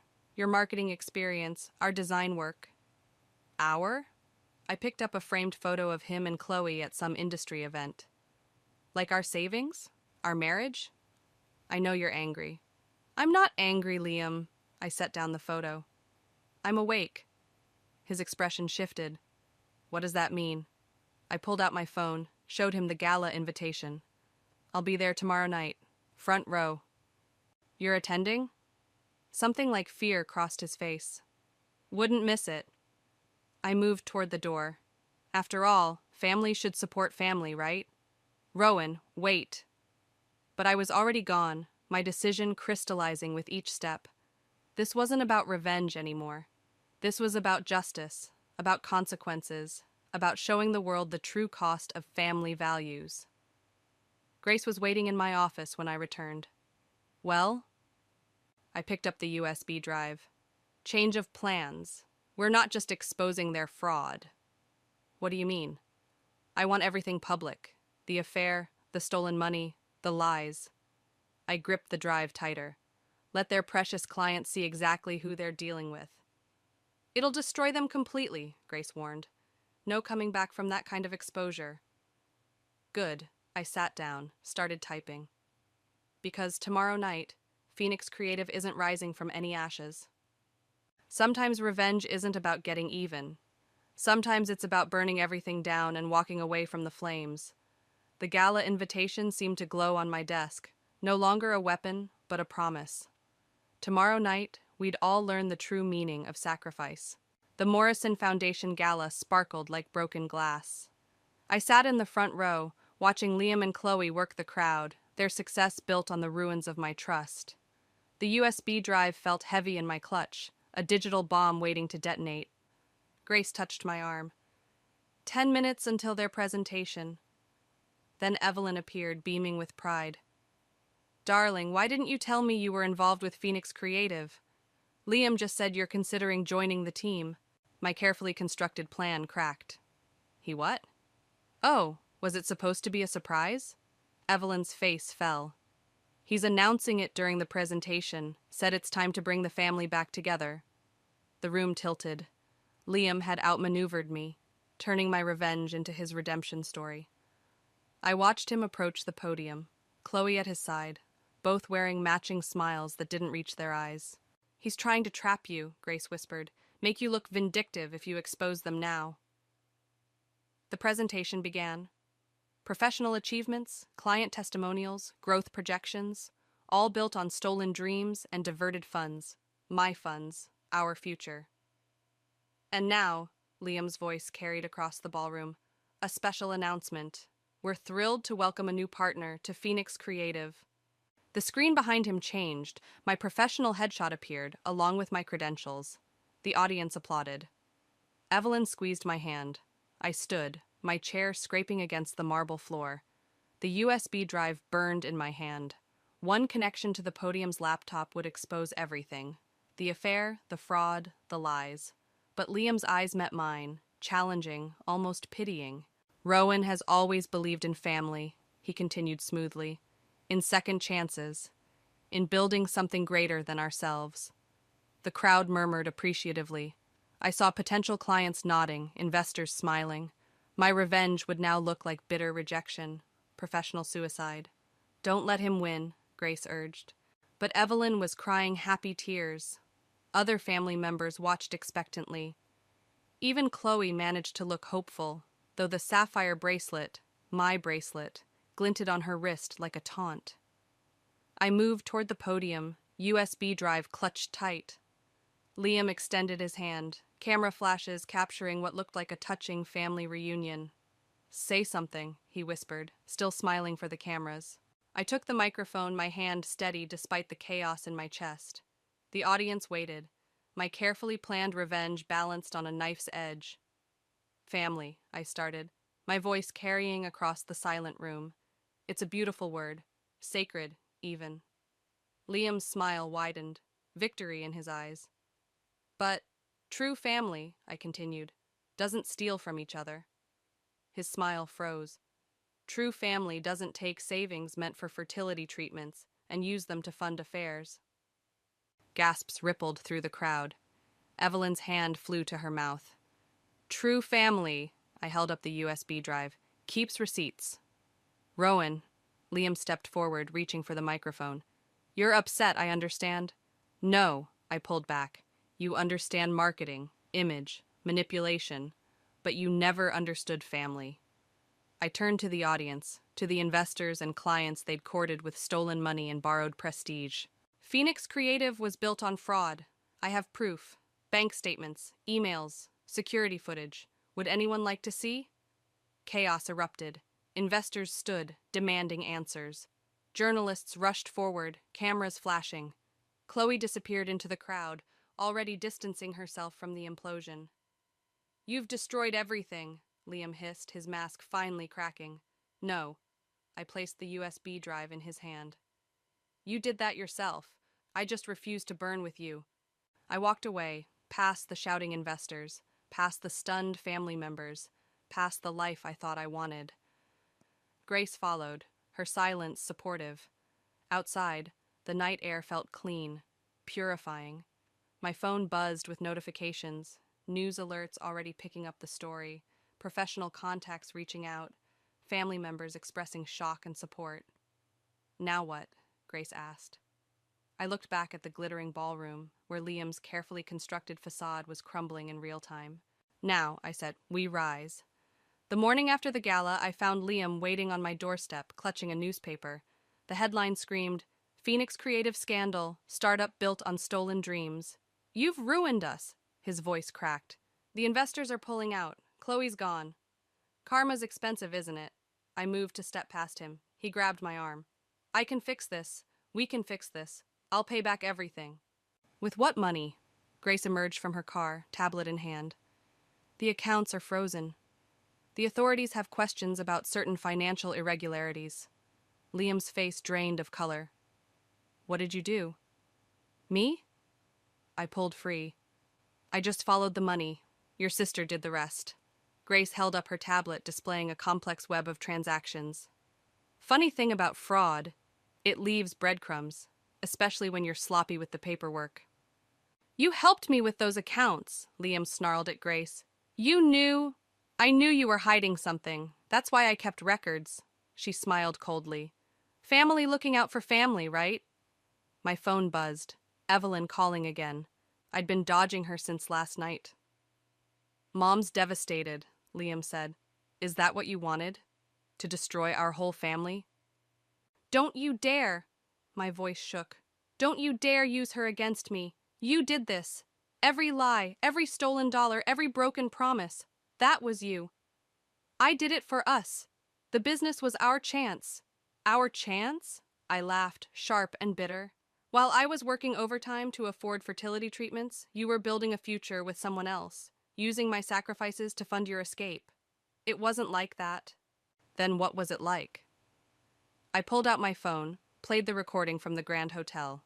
His voice, intimate and clear. "Once Phoenix takes off, we'll have everything we dreamed of. Just us." He flinched at his own words. "Did Chloe know?" Grace asked. "About the fertility treatments?" Liam faltered. "It wasn't relevant." "Wasn't relevant?" Something snapped inside me. Like our marriage wasn't relevant? Like my dreams weren't relevant? "I loved you," he whispered. "No, you loved what I could give you. My trust, my money, my silence." I opened my front door. "But that's not love. That's theft." "The police want to talk to you," Grace added. "Something about misappropriation of funds, fraud, maybe worse." Liam's facade cracked completely. "You can't do this. I'll lose everything." "Funny." I stepped inside. "That's exactly how I felt when I found out about Phoenix, about Chloe, about every lie you told while stealing our future. Rowan, please." "The difference is," I turned back one last time, "I didn't lose everything. I just lost the dead weight that was dragging me down. What do you want from me?" His voice broke. "Nothing." The truth of it hit me like sunrise. Not anymore. I closed the door on his protests, on the past, on the woman who had once believed in second chances and family above all. Grace followed me inside. "Chloe's lawyer called. She's offering to testify about the financial misconduct in exchange for immunity." I sank onto my couch, suddenly exhausted. Of course she is. "Are you okay?" Through the window, I watched Liam walk away, shoulders slumped, newspaper crumpled in his fist. The man I'd married, the future I'd planned, the dreams I'd sacrificed for, all as insubstantial as morning mist. You know what's strange? I said finally. I thought revenge would feel like winning, but it just feels like freedom. Grace sat beside me, her presence steady and sure. Sometimes they're the same thing. My phone buzzed again. Evelyn. This time, I answered, because sometimes freedom means facing the aftermath of the fire you've started. And sometimes from those ashes, something stronger rises. The sapphire bracelet caught the morning light as I placed it on Evelyn's kitchen table. She stared at it, hands wrapped around her untouched coffee mug. I thought you might want to return it, I said, since it came from your son's business account. No, she pushed it back toward me. Keep it, as a reminder. Of what? Betrayal? Revenge? Of your worth. Her voice carried the weight of her former principal's authority. Sometimes the most expensive lessons are the ones we didn't want to learn. Through the window, I watched Grace talking to the forensic accountants in the driveway. The investigation into Phoenix Creative had revealed more victims, other stolen dreams, other diverted funds. Chloe had turned state's evidence, painting herself as another victim of Liam's manipulation. Did you read his letter? Evelyn asked. I nodded. Liam's final attempt at explanation sat unopened in my purse, his familiar handwriting now strange and distant. Are you going to open it? No. The certainty in my voice surprised us both. Some stories don't need an ending. My phone buzzed. Another news alert about the case. Liam's face stared back from the screen, haunted and hollow as he left the courthouse. The media loved the story. Ambitious entrepreneur brought down by his scorned wife and sister. Phoenix Creative burning in spectacular fashion. You know, Evelyn said carefully, revenge doesn't usually bring peace. This wasn't about revenge. Not really. I touched the bracelet's clasp. It was about truth, about consequences. And are you at peace? Before I could answer, Grace burst in, waving documents. You need to see this. We found something in the old accounts. She spread papers across the table, bank statements, transfer records, a trail of breadcrumbs leading to an unexpected destination. He didn't spend all the fertility treatment money, Grace explained. He invested it, under your name. The investment had grown, quietly accumulating value while we'd torn everything else apart. Ironic, isn't it? I laughed, but the sound caught in my throat. He actually did save for our future, just not the one we planned. What will you do with it? Evelyn asked. Through the window, I watched the forensic team pack up their files. Evidence of lives derailed, dreams deferred, trust broken, and rebuilt. I'm starting a foundation, I said, for families struggling with fertility treatments, people who've had to choose between their dreams and their dignity. Grace smiled. Phoenix rising? No. I picked up the bracelet, its sapphires no longer burning with betrayal, but shimmering with possibility. New Dawn Foundation, because some things deserve a fresh start. He asked about you, Evelyn said quietly, before they took him away. And what did you tell him? That sometimes the best revenge isn't destroying someone else's future, it's building your own. My phone buzzed again, the fertility clinic confirming my appointment to discuss options. Single motherhood, donor programs, different paths to the same dream. Keep the bracelet, I told Evelyn, standing to leave. Sell it, donate it. Let it help someone else's sacrifice mean something. She caught my hand. You're still family, you know, no matter what. I know. I squeezed her hand. Just a different kind than we planned. Outside, Grace waited by her car, already reviewing foundation proposals. The morning sun painted everything in new light, turning past shadows into future possibilities. I didn't look back at the bracelet on Evelyn's table, didn't need to. Some sacrifices become stepping stones. Some betrayals become bridges. And sometimes, the future we fight for isn't the one we originally wanted, but the one we needed all along. My phone buzzed one last time, another letter from Liam, digital this time. I deleted it unread. Some stories don't need an ending. They just need a new beginning. I stared at Nathan's phone, my fingers hovering over the screen like they might get burned. 3 years of marriage counseling, 2 second chances, and 1 message thread was all it took to prove what a fool I'd been. "Mom, is the pasta ready?" Eli called from the living room, his voice cutting through the static in my head. "5 more minutes, honey." My voice didn't shake. 12 years of motherhood had taught me how to lie convincingly when necessary. The message thread between Nathan and Oliver glowed accusingly. "Maggie's getting antsy about the money. Need to move things around before Paisley notices." And then Oliver's response. "Got you covered, brother. Wire transfer should clear by Friday." The timer on the stove chimed.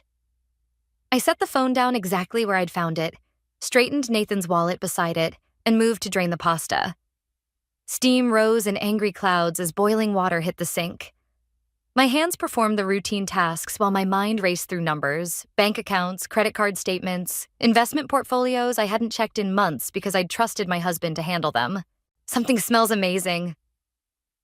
Nathan's voice behind me, his hands sliding around my waist. I didn't flinch. Instead, I leaned back against him, feeling his wedding ring press against my stomach. "Just pasta." I turned and smiled, studying his face. Same brown eyes, same laugh lines, same man I'd married 13 years ago. Same liar who'd been there all along. "How was your meeting with Oliver?" "Productive." He kissed my temple. "We're closing in on that development deal I told you about." I nodded, wondering if development deal was code for whatever scheme they were running behind my back. "That's great, honey. Eli's starving. Why don't you go tell him dinner's ready?" The moment Nathan left the kitchen, I grabbed my phone and fired off a text to Samantha. "Need your help. Don't call. We'll explain tomorrow." Dinner was a masterclass in normalcy. I asked Eli about school, laughed at Nathan's jokes, and didn't once mention the text messages or the sudden urge I had to check every financial statement we owned. When Nathan's phone buzzed during dessert, I watched him check it under the table, noted how his jaw tightened slightly before he turned it face down. "Everything okay?" I asked, sliding another scoop of ice cream onto Eli's plate. "Just work stuff." Nathan's smile didn't reach his eyes. "Nothing that can't wait until morning." Later, after Eli was in bed and Nathan was absorbed in his laptop, I sat in our ensuite bathroom, door locked, scrolling through our joint account statements. The transactions looked normal at first glance, but there were patterns. Small transfers, recurring payments to accounts I didn't recognize, withdrawals that Nathan had always explained away as business expenses. My hand shook as I opened our investment portfolio app. The numbers were lower than I remembered, much lower. How long had this been going on? How much had he already hidden away? A soft knock at the door made me jump. "Pace, you okay in there?" "Fine," I called back, closing the apps quickly. "Just feeling a little off." "Don't stay up too late. We've got that dinner with the Bennetts tomorrow night." The Bennetts. Oliver and his perfect wife, their perfect house, their perfectly orchestrated role in whatever game Nathan was playing. I stared at my reflection in the mirror, at the woman who'd been so busy being the perfect wife she'd missed all the signs. "I won't," I promised, already planning tomorrow's lunch with Samantha, already calculating how much evidence I'd need, how long I should wait, how carefully I needed to play this, because Nathan had taught me something valuable today. Sometimes the best revenge requires patience, and I had all the patience in the world. Samantha's office always smelled like coffee and ambition.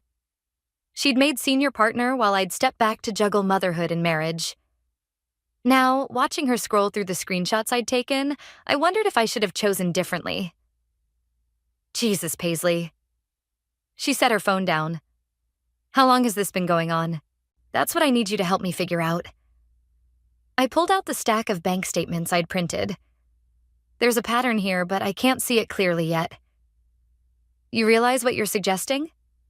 Her fingers drummed against her desk. "Oliver Bennett isn't just Nathan's friend. His firm handles half our biggest accounts." I know.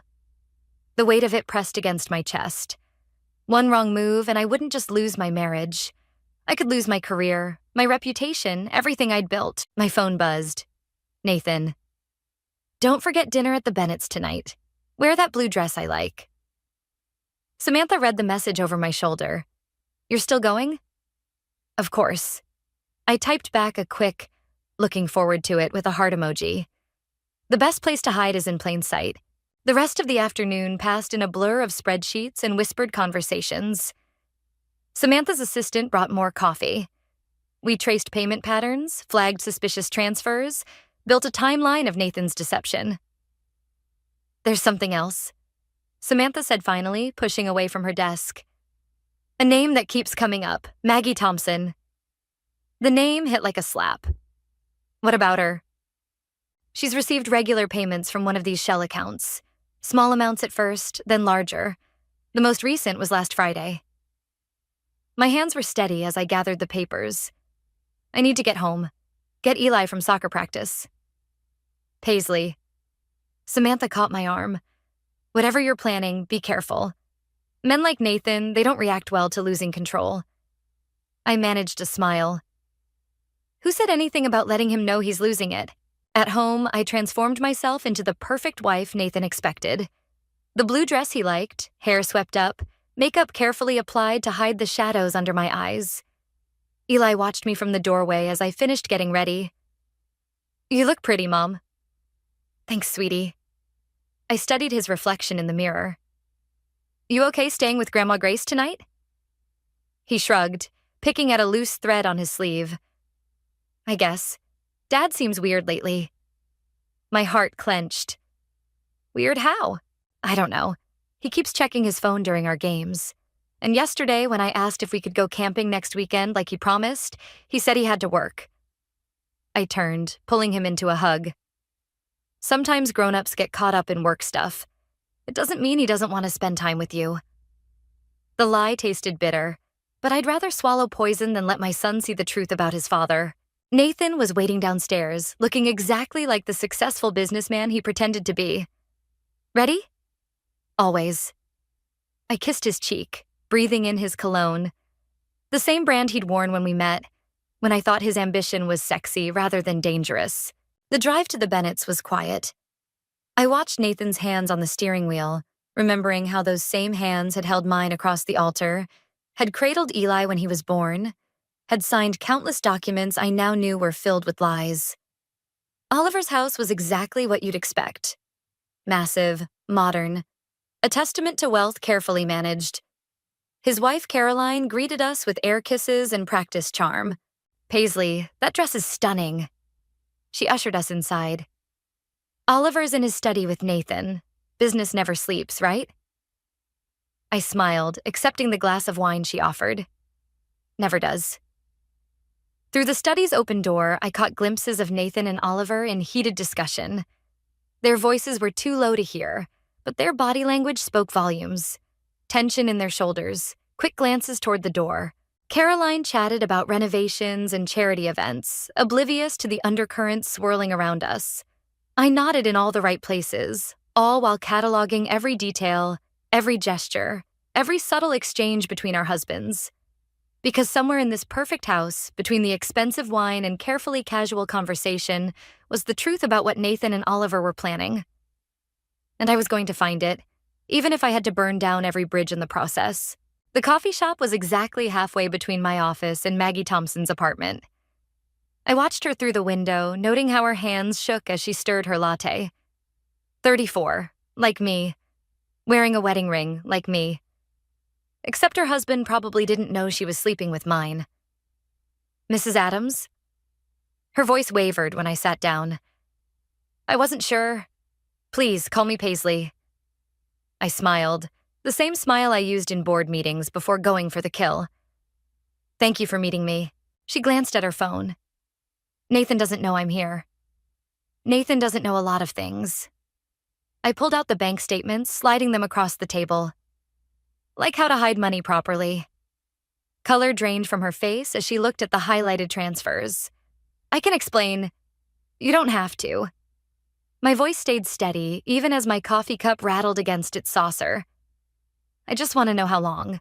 Maggie's fingers twisted her wedding ring. 8 months. But the money, that started before. Oliver said it was an investment opportunity. Oliver. The name tasted like acid. Of course he did. Nathan said you were distant, focused on your career.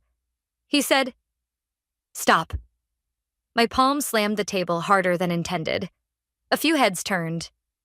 I don't care what he said. I care about what he did. What you both did. Her eyes filled with tears. Amateur move. I never meant to. To what? To help my husband steal from our son's college fund? To lie to my face at Oliver's parties? I leaned forward. To get pregnant? The color that had left her face rushed back. How did you? The payments changed patterns 6 weeks ago. Same time you started visiting that obstetrics clinic on Madison Street. I pulled out another paper. Nathan's been tracking your appointments on his calendar.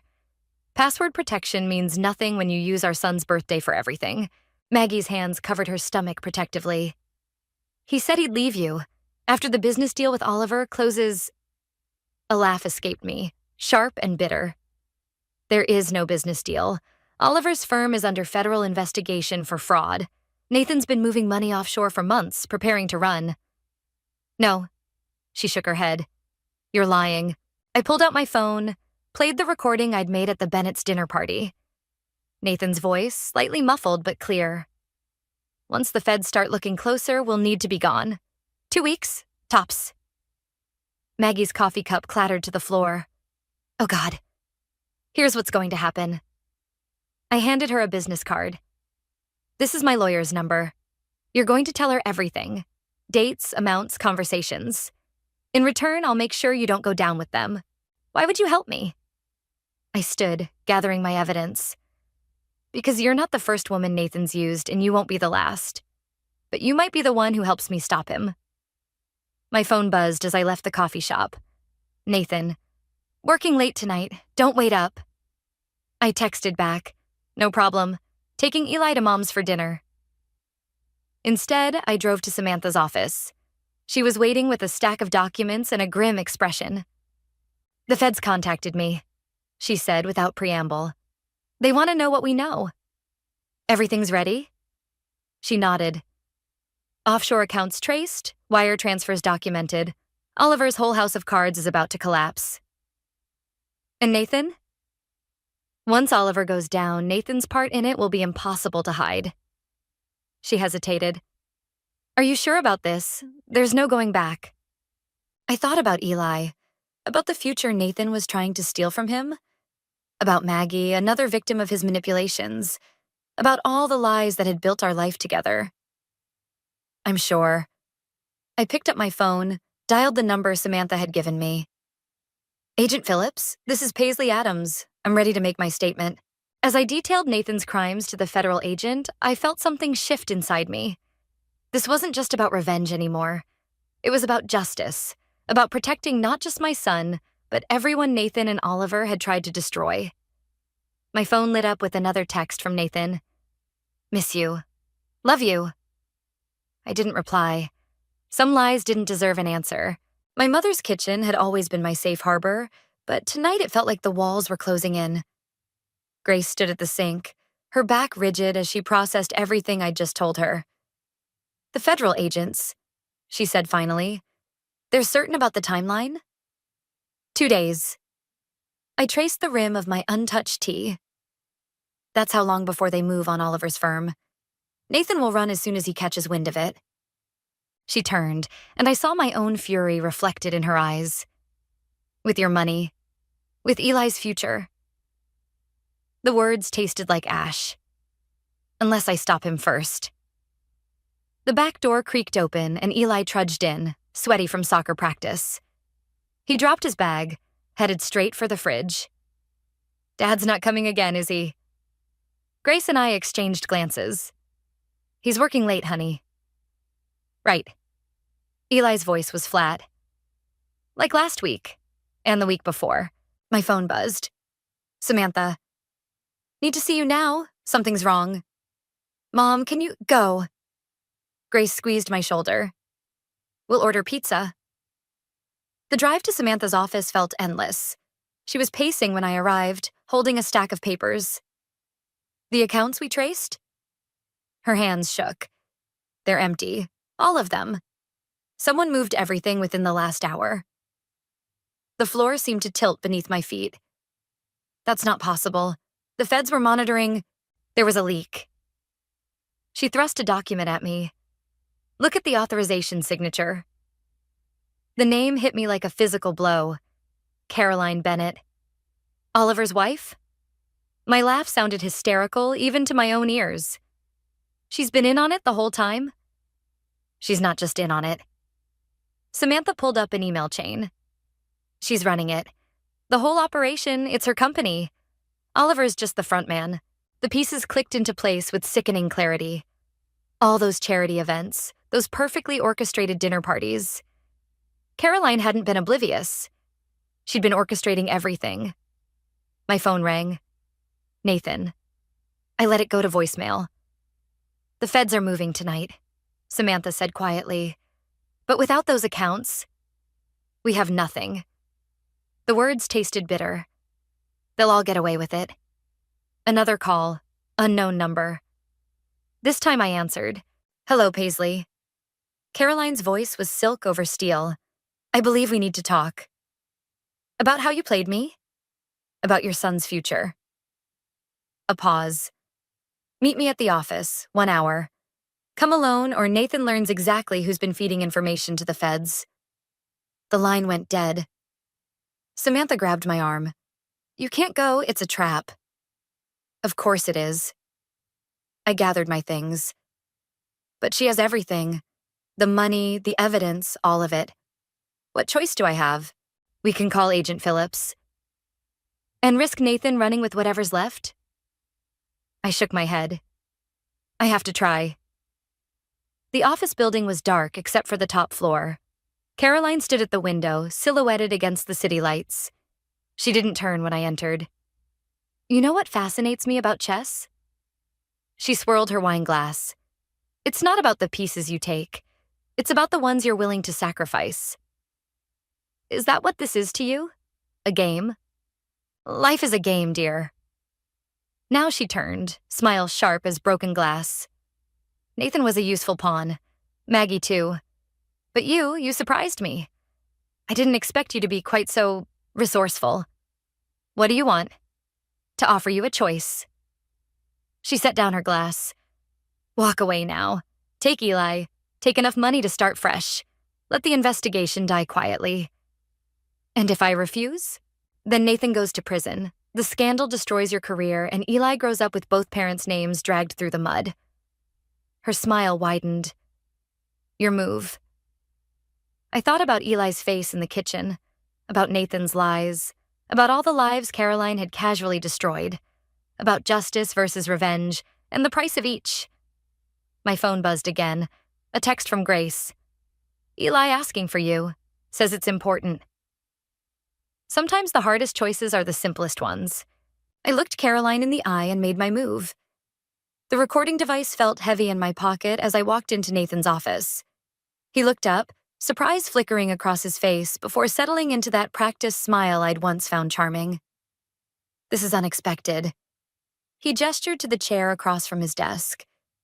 Everything okay? Just bringing you lunch. I set down the paper bag, watching his expression. Like I used to. His smile faltered slightly. That's thoughtful. I perched on the edge of his desk instead of taking the chair, noting how he shifted away almost imperceptibly. Remember our first apartment? How I'd bring you lunch every Thursday? Paisley. Before the promotions, before Oliver's deals. I traced the edge of his desk calendar. Before Maggie. The color drained from his face. What are you talking about? It's funny. I picked up the family photo on his desk. Me, him, Eli at the beach last summer.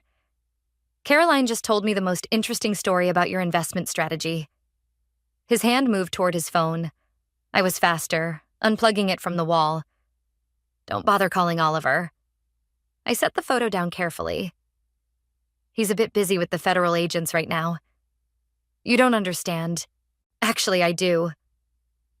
I pulled out my phone, played the recording of Caroline's confession. I understand perfectly. Nathan stood so quickly his chair slammed into the wall. Where did you get that? The same place I got this. I showed him the video from my meeting with Maggie. And this. The bank transfers. And this. The offshore account details. Jesus, Paisley. His voice cracked. What have you done? What have I done? The laugh that escaped me didn't sound entirely sane. That's rich, coming from the man who planned to abandon his son. I was going to send for you both. Like hell you were. I slammed my hand on his desk. You were going to run with Caroline's money and your pregnant mistress. He flinched. How did you know about the baby? The same way I know about everything else. I stood, moving toward the door. The feds are probably reaching Oliver's office right now. Caroline's already gone. Took a private flight this morning. Guess loyalty isn't her strong suit either. Wait. He grabbed my arm. We can fix this. I'll tell them everything about Caroline, about Oliver. We can start fresh. I jerked away from his touch. There is no we anymore, Nathan. There's just me, trying to salvage something for our son from the wreckage you created. Eli. His face crumpled. Please don't let him find out what kind of man his father really is. My voice was ice. That's your choice now. Sign the papers my lawyer's bringing this afternoon. Full custody, fair division of what's left of our assets. Or I release everything. To the feds, to the media, to Eli. You wouldn't. Try me. I opened the door. Oh, and Nathan. Maggie sends her regards. She's very cooperative when she realizes she's been played. In the elevator, my hands finally started shaking. I pulled out my phone, dialed Samantha. It's done, I said when she answered. Is everything ready? Papers are drawn up. Agent Phillips has Oliver in custody. She paused. Caroline's trail goes cold in Switzerland. Let her run. I stepped into the lobby, nodding at the security guard I'd tipped off about the impending federal raid. She's not my concern anymore. And Nathan? I watched through the glass doors as black SUVs pulled up outside. He'll sign. He cares more about his reputation than anything else.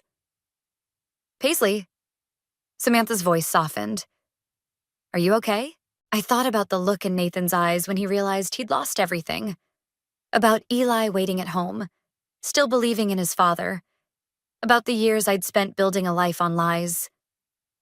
No, I admitted, but I will be. The federal agents were streaming into the building now. I stepped outside, breathing in the sharp autumn air. My phone buzzed. A text from Grace. Eli's asking about dinner. Says he wants to talk to you both. Both. As if we were still a family. As if anything would ever be normal again. I typed back. On my way. Just have to watch the world burn first. The divorce papers lay unsigned on Nathan's lawyer's desk, mocking every calculation I'd made. Through the glass wall, I watched Nathan pace in the hallway, phone pressed to his ear. Probably calling Caroline again, desperate for a lifeline that wasn't coming. Your terms are unreasonable, his lawyer said, tapping the papers. No judge would. Your client helped steal millions. I kept my voice steady. The feds have Oliver singing like a bird. How long before he implicates Nathan? The intercom buzzed. Mrs. Adams, your son's school is on line 1. My stomach dropped. Eli never called during school hours. Never. He collapsed during gym class, the nurse said. We're transferring him to Memorial Hospital. The world tilted sideways. I was running before I hung up, shouldering past Nathan in the hallway. He caught my arm. What's wrong? Eli. I jerked away. Let go. I'm coming with you. Like hell you are. But he followed anyway, and I was too focused on getting to the hospital to fight him. The drive was a blur of red lights and horns, my hands white-knuckled on the steering wheel. The emergency room was chaos. A doctor met us, speaking in that carefully measured tone they practice in medical school. Severe anxiety attack, she explained. His blood pressure was dangerously high. Has he been under unusual stress lately? Nathan and I couldn't look at each other. Can we see him? I asked instead of answering. Eli looked small in the hospital bed. monitors beeping steadily beside him. His eyes flickered between us, and I saw something there I'd never wanted to see. Fear. "I found the papers," he said quietly. "In Dad's office, about the money and Maggie." Nathan made a sound like he'd been punched. "Son, don't." Eli's voice cracked. "Just don't lie anymore, please." I moved to touch his hand, but he pulled away. "Why didn't you tell me? Either of you? We were trying to protect you," I started, but the words felt hollow. "By letting me think everything was fine?" His heart monitor spiked. "While you both planned to destroy each other?" The doctor appeared in the doorway. "His blood pressure's rising again. I need you both to step out." In the hallway, Nathan slumped against the wall. "This is what you wanted, isn't it? To make him hate me?" "I wanted justice. And look what it cost." He straightened, something dangerous in his eyes. "I just got a text from Oliver's wife. He killed himself in custody an hour ago." The floor seemed to drop out from under me. "What?" "Caroline's gone. Oliver's dead. Our son is in the hospital." Nathan's laugh was bitter. "Congratulations, Paisley. You got your revenge. Hope it was worth it." He walked away, leaving me alone in the sterile hallway. My phone buzzed. Samantha. "The feds are dropping the investigation," she said without preamble. "Oliver's death complicated everything. They're calling it a tragic misunderstanding, sweeping it under the rug." "No." My voice sounded distant. "They can't. They already have. Caroline's lawyers are spinning it as corporate espionage gone wrong. Nathan will probably walk away clean." I ended the call, stumbled to the bathroom, and threw up until there was nothing left. In the mirror, my reflection looked like a stranger. Hollow-eyed, pale, destroyed. The doctor found me there. "Your son's asking for you. Just you." Back in Eli's room, he looked at me with eyes too old for his face. "Did you love him? Dad? Ever?" "Yes." The truth hurt more than any lie. "I still do. That's why this hurts so much." "Then why?" "Because sometimes love isn't enough." I sank into the chair beside his bed. "Sometimes you have to choose between justice and mercy. I chose wrong." He was quiet for a long moment. "What happens now?" I thought about Nathan walking away, about Oliver's death, about Caroline somewhere in Switzerland with millions of stolen dollars, about my son in a hospital bed, paying the price for adult betrayals. "I don't know," I admitted. "But whatever happens, I promise. No more secrets. No more revenge." Eli closed his eyes. "I wish I could believe you." Outside his window, the sun was setting, painting the sky in shades of blood red. Somewhere in the hospital, Nathan was probably already planning his next move. But here, watching my son drift into uneasy sleep, I finally understood the true cost of betrayal. And it wasn't measured in dollars or revenge at all. 3 days after Eli came home from the hospital, Nathan showed up at my door at midnight. His expensive suit was wrinkled, his eyes hollow.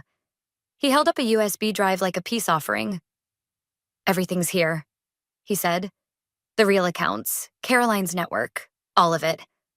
I didn't move from the doorway. "Why now?" "Because Eli won't answer my calls." His hand shook slightly. "And because I found Maggie in my apartment tonight, unconscious. Pills." The world tilted sideways. "Is she alive? Barely." He pushed past me into the house. "She left a note, about the baby, about everything." In the living room, Nathan paced like a caged animal. The USB drive sat between us on the coffee table, a tiny thing to hold so much destruction. "I never meant," he started. "To get caught?" The laugh that escaped me sounded wrong. "To destroy our family? To drive Oliver to suicide? To become my father?" The words exploded from him. The gambling, the affairs, the lies. I swore I'd never be him. And look at me now. "You're worse." I picked up the drive. "Your father only destroyed himself. You took everyone down with you." I can fix this. He moved toward me, desperate. The money's still there. Caroline's network is vulnerable. We? I backed away. There is no we anymore, Nathan. There's just the mess you made and the people you hurt trying to clean it up. Like you're innocent? His voice turned ugly. You pushed Oliver over the edge. You used Maggie. I protected our son. The words cut through his accusations. Everything I did was to protect Eli from becoming collateral damage in your games. Then why is he in therapy? Nathan's fist slammed the wall. Why won't he speak to either of us? The front door creaked. We both turned to see Eli standing there, still in his pajamas, Grace behind him with fear in her eyes. I heard yelling. He said quietly. Again. Nathan stepped toward him. Son, don't. Eli's voice cracked. Just don't. I moved to shield him, but Eli stepped around me, facing his father with shoulders straight. You want to know why I won't talk to you? His hands clenched. Because every time you open your mouth, it's about money, or blame, or fixing things. But you never once said you're sorry. Not to Mom, not to me, not even to Maggie. The silence that followed was deafening. Nathan looked like he'd been shot. The baby, he whispered. How did you? I heard Mom on the phone with the hospital. Eli's voice was steady now. Another person you hurt trying to be something you're not. Grace stepped forward. Eli, honey. No. He turned to me. You're not better, Mom. You wanted revenge more than you wanted me to be okay. The truth of it hit like a physical blow. I sank onto the couch, the USB drive falling from my numb fingers. Nathan picked it up, stared at it like it held answers. Then, slowly, he walked to the kitchen. We heard the garbage disposal grind. When he returned, something had changed in his face. I'm sorry, he said to Eli. For everything. And you're right, I've been trying to fix the wrong things. He turned to me. I'll sign whatever you want. Full custody, asset division, all of it. No conditions. Why? I managed. Because he deserves better. Nathan looked at our son. Because you both do. Eli's shoulders sagged like a weight had lifted. What about Maggie? I'm going to the hospital now. Nathan moved toward the door. To do what I should have done months ago. Take responsibility. He paused at the threshold. I know it doesn't fix anything, but I am sorry. For becoming everything I promised I wouldn't be. After he left, Eli sat between me and Grace on the couch. No one spoke. The tick of the clock marked moments passing, a family reshaping itself in the aftermath of destruction. Finally, Eli took my hand. Can we start over? All of us? I thought about the evidence destroyed in our garbage disposal, about Nathan heading to face his responsibilities, about revenge and justice and the cost of both.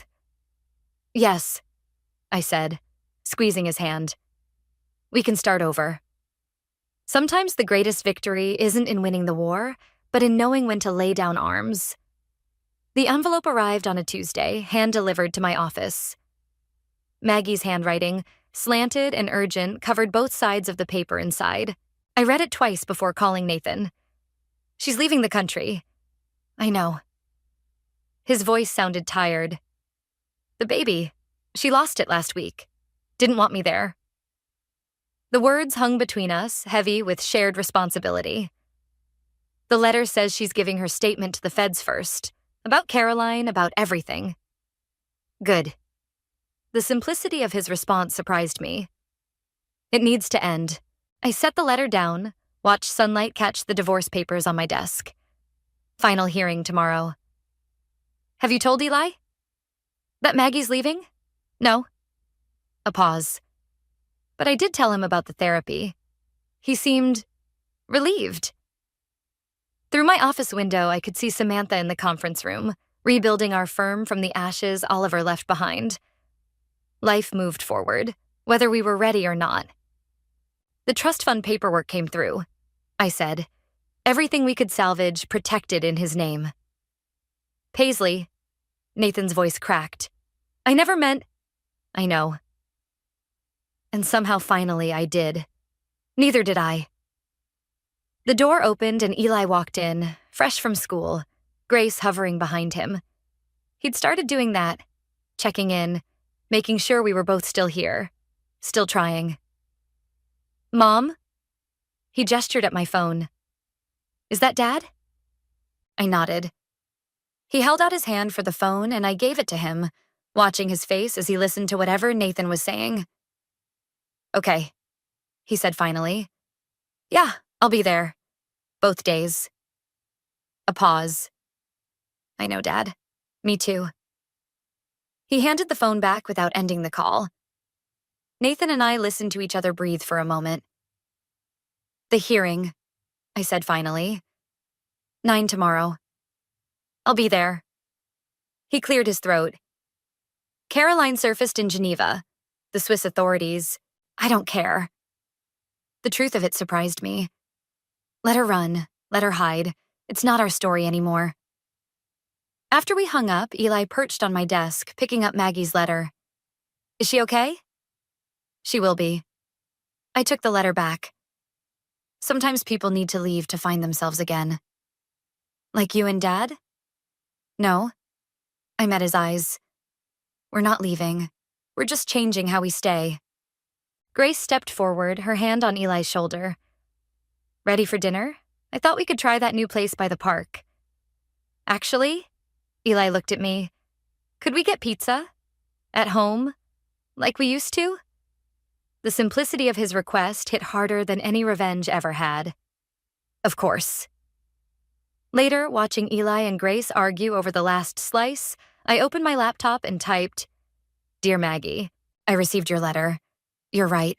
There are no winners in this story. But maybe there can be survivors. I hope you find what you're looking for. We'll make sure your statement reaches the right people. Take care of yourself. Paisley." My phone buzzed. Nathan sending Eli's therapy schedule. 2 sessions a week, alternating which parent attended. Small steps toward whatever came next. Another message followed.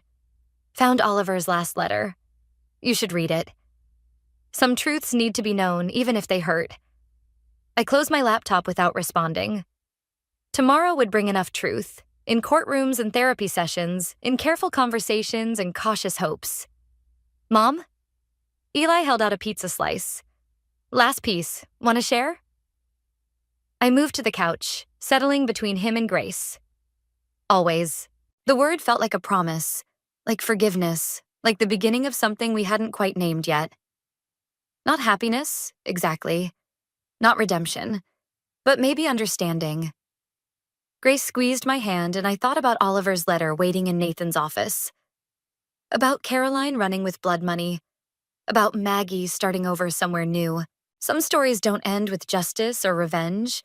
They end with pizza on a Tuesday night, with therapy appointments and trust funds, with the slow, careful work of rebuilding what betrayal broke. And maybe that's enough. Eli leaned against my shoulder, already half asleep. Outside, the city hummed with other people's stories, other betrayals, other chances at redemption.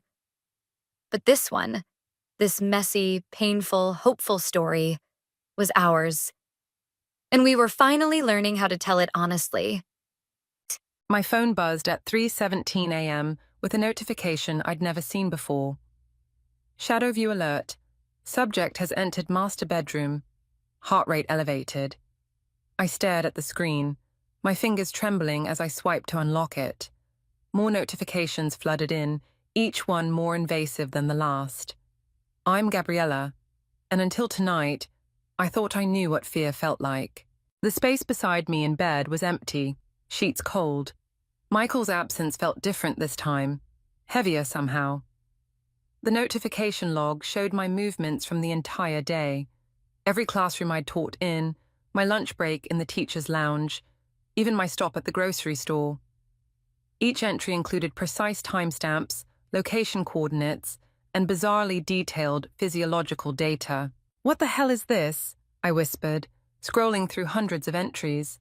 My heart pounded against my ribs as I noticed Michael's name listed as the primary account holder. Footsteps creaked on the stairs. I quickly locked my phone and slid it under my pillow, forcing my breathing to steady. The bedroom door opened, and Michael's silhouette appeared. "You're up late," he said, his voice carrying that practiced casualness I'd started noticing lately. "Couldn't sleep." I watched him move through the darkness, noting how he checked his own phone before setting it face down on the nightstand. "Everything okay at work?" "Just the usual crisis." He slipped under the covers, keeping to his side. The Singapore team needed emergency consultation. I felt the lie settle between us like a physical thing. The notification log had shown his location as Riverside Park just 20 minutes ago. "Singapore," I repeated. "Must be exhausting, all these late nights. Someone has to do it." He turned away from me. "Try to get some sleep, Gabs. You have early classes tomorrow." My phone vibrated again under my pillow. I waited until Michael's breathing deepened before checking it. Shadow view alert. Subject's voice patterns indicate deception during recent conversation. My throat tightened. I opened my laptop as quietly as possible, searching for information about Shadow View. Nothing came up. No company website, no app store listing, no user forums. It was as if the software didn't exist. I texted Megan, my best friend since college and an IT security specialist. "Need your help, emergency, call me before work." The response came immediately. "You're scaring me, G. Give me 5.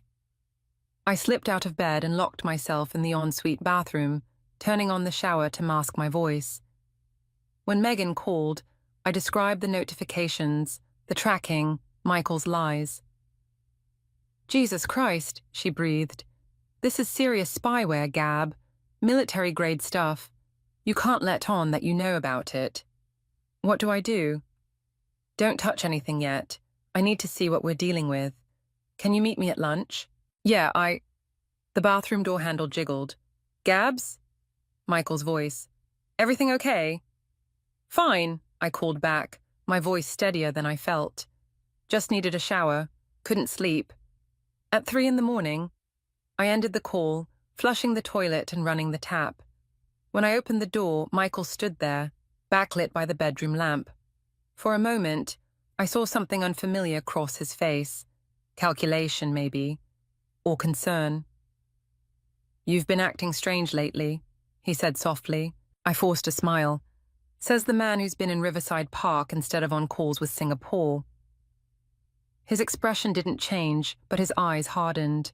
We stood there, measuring each other in the half-light, 16 years of marriage suddenly feeling like a house of cards. "I think we need to talk," he said finally. My phone buzzed again in my hand. I glanced down before I could stop myself. Shadow view alert. Secondary subject has accessed primary monitoring interface. Initiating countermeasures. The screen went black.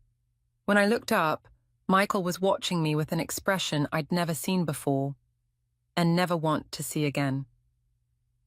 The next morning's breakfast felt like a minefield. Emily sat hunched over her cereal, scrolling through her phone while Michael typed furiously on his laptop. Neither of them noticed how my hands shook as I poured coffee. "Dad, can you sign my permission slip for the coding camp?" Emily's voice carried an edge I'd never heard before. "It's due today." Michael barely glanced up. "Just leave it on my desk. I'll look at it later." "You said that 3 days ago." Emily's fingers tightened around her spoon. "The deadline's today." I said I'll handle it. His tone made both Emily and me flinch. I watched our daughter's face close off, that familiar teenage mask sliding into place. But there was something else there, a flicker of knowledge, maybe fear. She caught me watching and quickly looked away. "I'll sign it," I said, reaching for the paper. Michael's head snapped up. "I've got it, Gabriella." The way he said my name, like a warning, made my skin crawl. I remembered last night's confrontation, how he'd watched me with those cold eyes before retreating to his home office without another word. My phone buzzed. Another shadow view notification. Subject's cortisol levels, indicating heightened stress. Recommend monitoring for unstable behavior. Emily stood abruptly. "I'm going to be late." "I'll drive you," I said, grabbing my keys before Michael could object. In the car, Emily stayed silent until we were 3 blocks away. Then, "Mom, something's wrong with my phone." My grip tightened on the steering wheel. "What do you mean?" "It's doing weird things. Like, it knows stuff it shouldn't know." She pulled out her device, showing me a screen full of notifications. "See? It's tracking my sleep patterns, my conversations, even my mood based on my typing speed. Dad says it's just a new security feature from his company, but..." I pulled into an empty parking lot, killing the engine. "Emily, when did this start?" "A few weeks ago, after I overheard..."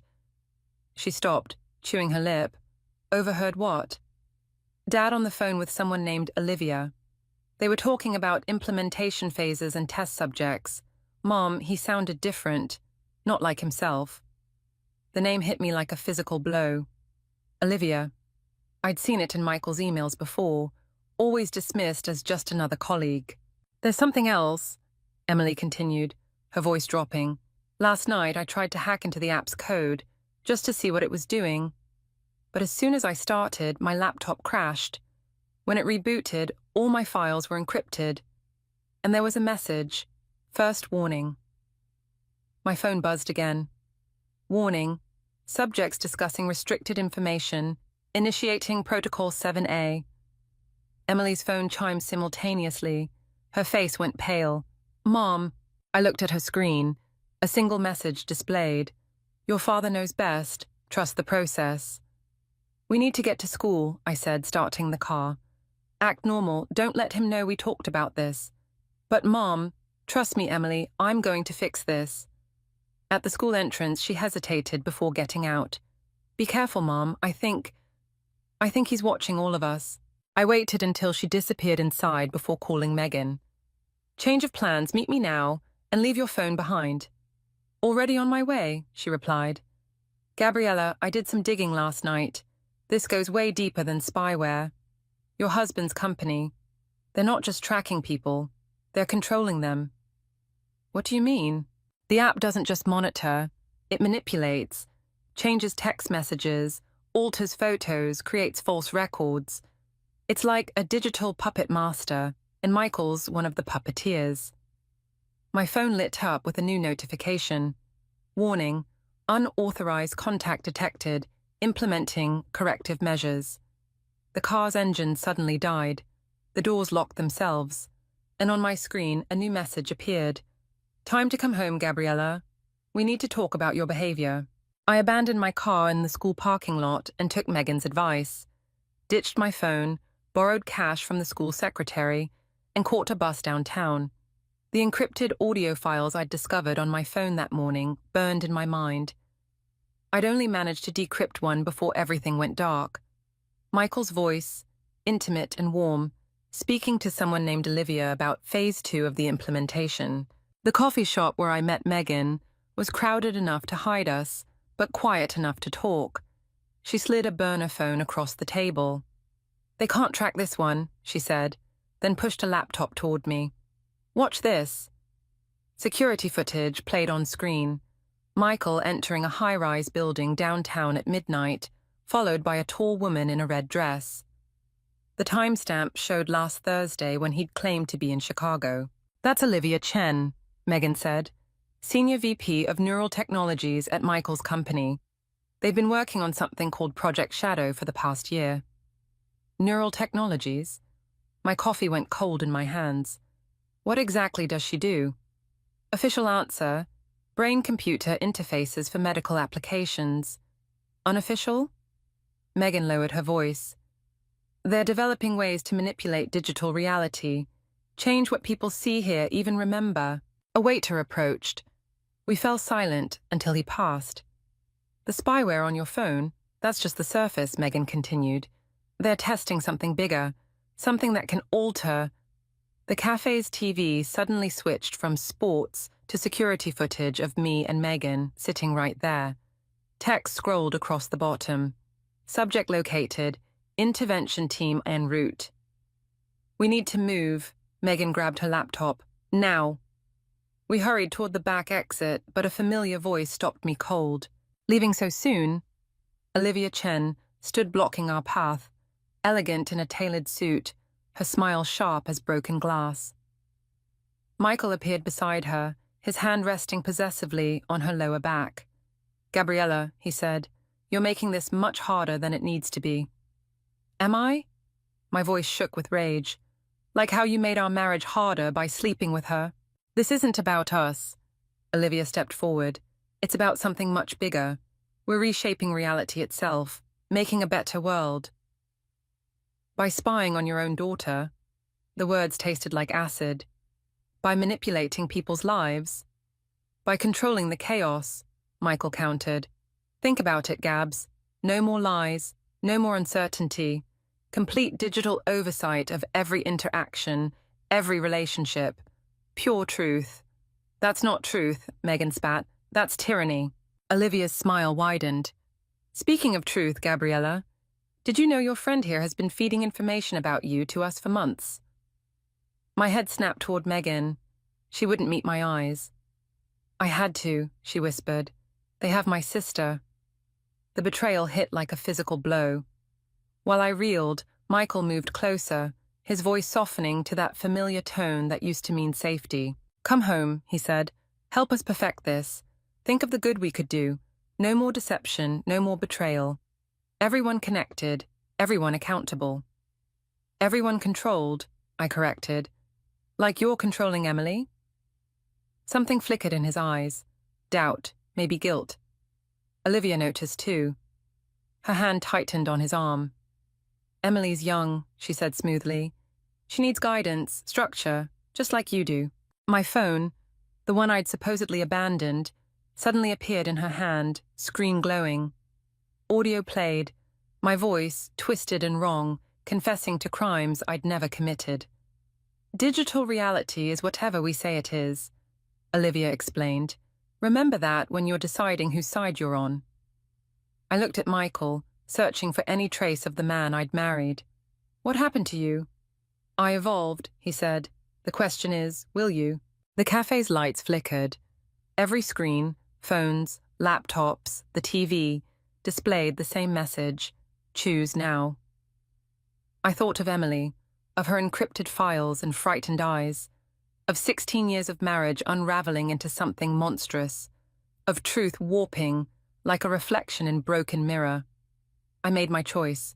"Go to hell," I said, and threw my scalding coffee in Olivia's face. The chaos that followed gave me just enough time to run, leaving everything behind except one certainty. This wasn't about saving my marriage anymore. It was about saving my daughter from whatever dystopia they were building, one manipulated truth at a time. The motel room smelled like old cigarettes and desperation. I'd been here 3 days, paying cash, using the name Anna Walsh. The burner phone Megan gave me, before her betrayal, sat silent on the nightstand, my only connection to the world I'd left behind. A knock at the door made me freeze. 3 quick taps, pause, 2 more. Our signal. Emily slipped inside, backpack clutched to her chest. "Dad's going crazy looking for you. He's got the police saying you're mentally unstable, that you attacked Olivia and kidnapped me last week." "But you've been at school," I said, checking the parking lot through a gap in the curtains. "Exactly. The security footage showing me there, it's gone. Replaced with video of you dragging me into a car." She pulled out her laptop. "Look." The news website showed grainy footage of me forcing a struggling Emily into a sedan. It looked real. It looked damning. "They're rewriting history," Emily whispered. "And it's not just this. My friends are getting texts from my number saying scary things. Teachers are receiving emails in your name, threatening them." My hands clenched. "What about the coding camp files, the ones you encrypted?" "Gone. But..." She hesitated, then pulled something from her backpack, a small silver USB drive. "I found this in Dad's office. It's got financial records, emails between him and Olivia, going back 3 years. Mom, they're not just manipulating social media and security cameras. They're changing bank statements, medical records, court documents." A new knock at the door, different pattern. Emily's eyes widened in fear. "Gabriella?" A man's voice, unfamiliar. "I'm Alex. Megan sent me before." Everything. We need to talk. I grabbed Emily's hand, moving toward the bathroom's window, but she pulled back. Wait, she whispered. I vetted him. He's clean, former cop, specializes in tech crimes. And he's not in any of Dad's files. My daughter becoming an investigator while I was hiding in cheap motels. The pride hurt almost as much as the fear. I opened the door. Alex was older than I expected, with tired eyes and a detective's watchful stance. He took in the room, Emily, me, then held up his phone. They're moving faster than we thought, he said. Your husband just filed for emergency custody, claims you're having a psychotic break, that you've been stalking him and Olivia for months. They've got evidence, therapist reports, prescriptions, police statements. All fake, all perfect. How long? I asked. Before they find you? Days, maybe hours. They're burning your whole life down, Gabriella. Job, reputation, relationships, all of it. Emily's laptop chimed. She went pale reading the screen. Mom. She turned it toward me. They're in my school records now. Changing grades, attendance, everything. It's like they're erasing me too. Alex moved to the window. We need to go. Oh, now, I've got a safe house. No. The word came out harder than I intended. No more running, no more hiding. I took the USB drive from Emily. We've got proof, real proof. They'll just alter it, Alex said. Make it look fake. Not if we make it public first. Not if we show everyone how deep this goes. I looked at Emily. Can you crack their encryption? Get into the Shadow View network? She straightened, suddenly looking older than 16. With help. I know some people, hackers who hate this kind of corporate surveillance. But Mom, if we do this, I know, no going back. Alex checked his phone again. Whatever you're planning, make it fast. Your husband just called an emergency press conference for tomorrow morning. Emily's fingers flew across her keyboard. He's going to use it to destroy you completely, make you look like a dangerous stalker who needs to be locked up. I thought of Michael's words in the cafe. Digital reality is whatever we say it is. But he'd forgotten something crucial. Reality itself still existed underneath all their manipulations, and I was done letting them control the narrative. Then we'll crash his press conference, I said. Show everyone exactly who's really dangerous. I turned to Alex. How good are you at creating a scene? He smiled for the first time. Former cop, remember? I'm excellent at scenes. Emily looked up from her laptop, her expression a mirror of my own determination. I've made contact. My hacker friends are ready. We can shut down their whole network. Good, I said, feeling the weight of the USB drive in my hand. Because tomorrow we're going to show the world what digital truth really looks like. The corporate headquarters loomed above us, all glass and steel reaching into the morning sky. Emily's hacker friends had come through. We had access to the building's security network, but only for 20 minutes. Just enough time to infiltrate Michael's press conference and expose everything. Mom! Emily grabbed my arm as we crossed the lobby. There's something else on the drive. Something about Megan's sister. Alex tensed beside us. Now's not the time. It's encrypted differently, Emily continued, her voice shaking. But I recognize the file structure. It's the same as the blackmail folders they keep on their targets. The elevator doors closed behind us. Level 42, where Michael would be presenting his carefully crafted lies to the media. They're not just watching people, Emily whispered. They're collecting leverage on everyone. The implications hit me like a physical blow. How many lives had they already destroyed? How many more would they ruin if we failed? Alex checked his watch. 15 minutes until the conference. Security's rotating shifts now. The elevator stopped at level 30. A woman in a sharp suit entered. Her perfume familiar. My heart stopped. Olivia, I said. She smiled, but her eyes were cold. I wondered when you'd show up. Michael's been looking forward to it. I bet he has. I shifted, putting myself between her and Emily, planning to destroy my reputation in front of the whole city. Oh, that's already done. She held up her phone. Right now, every major news outlet is receiving evidence of your history of mental instability, your stalking, your violent tendencies. All fake. Does it matter? Digital truth, remember? She glanced at Emily. Though I am surprised you'd drag your daughter into this, especially given what's on that drive she stole.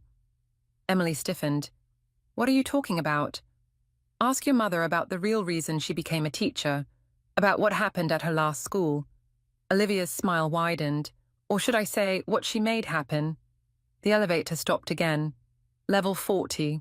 You're lying, I said, but doubt crept in. How deep did their manipulation go? How far back could they change the past? Are we? Olivia stepped closer. Check the drive, Section 7, file marked Preston Academy. But hurry, you've only got about 10 minutes before security finds your little hacker friends. The doors opened. Olivia stepped out, then turned back. Oh, and Gabriella? Michael wanted me to tell you. Emily's acceptance letter to MIT. We wrote that too. Every achievement, every success. We gave her those. Makes you wonder what's real, doesn't it? The doors closed on Emily's shocked face. She's lying, Alex said quickly. They're trying to get in your head. But Emily was already pulling out her laptop, fingers flying across the keys. Mom, there's a file. It's opening. We don't have time, I said, but my voice sounded hollow. The press conference. Got it. Emily's face went pale. Mom, what did you do? The elevator stopped at level 42. Through the glass walls, I could see the media setting up.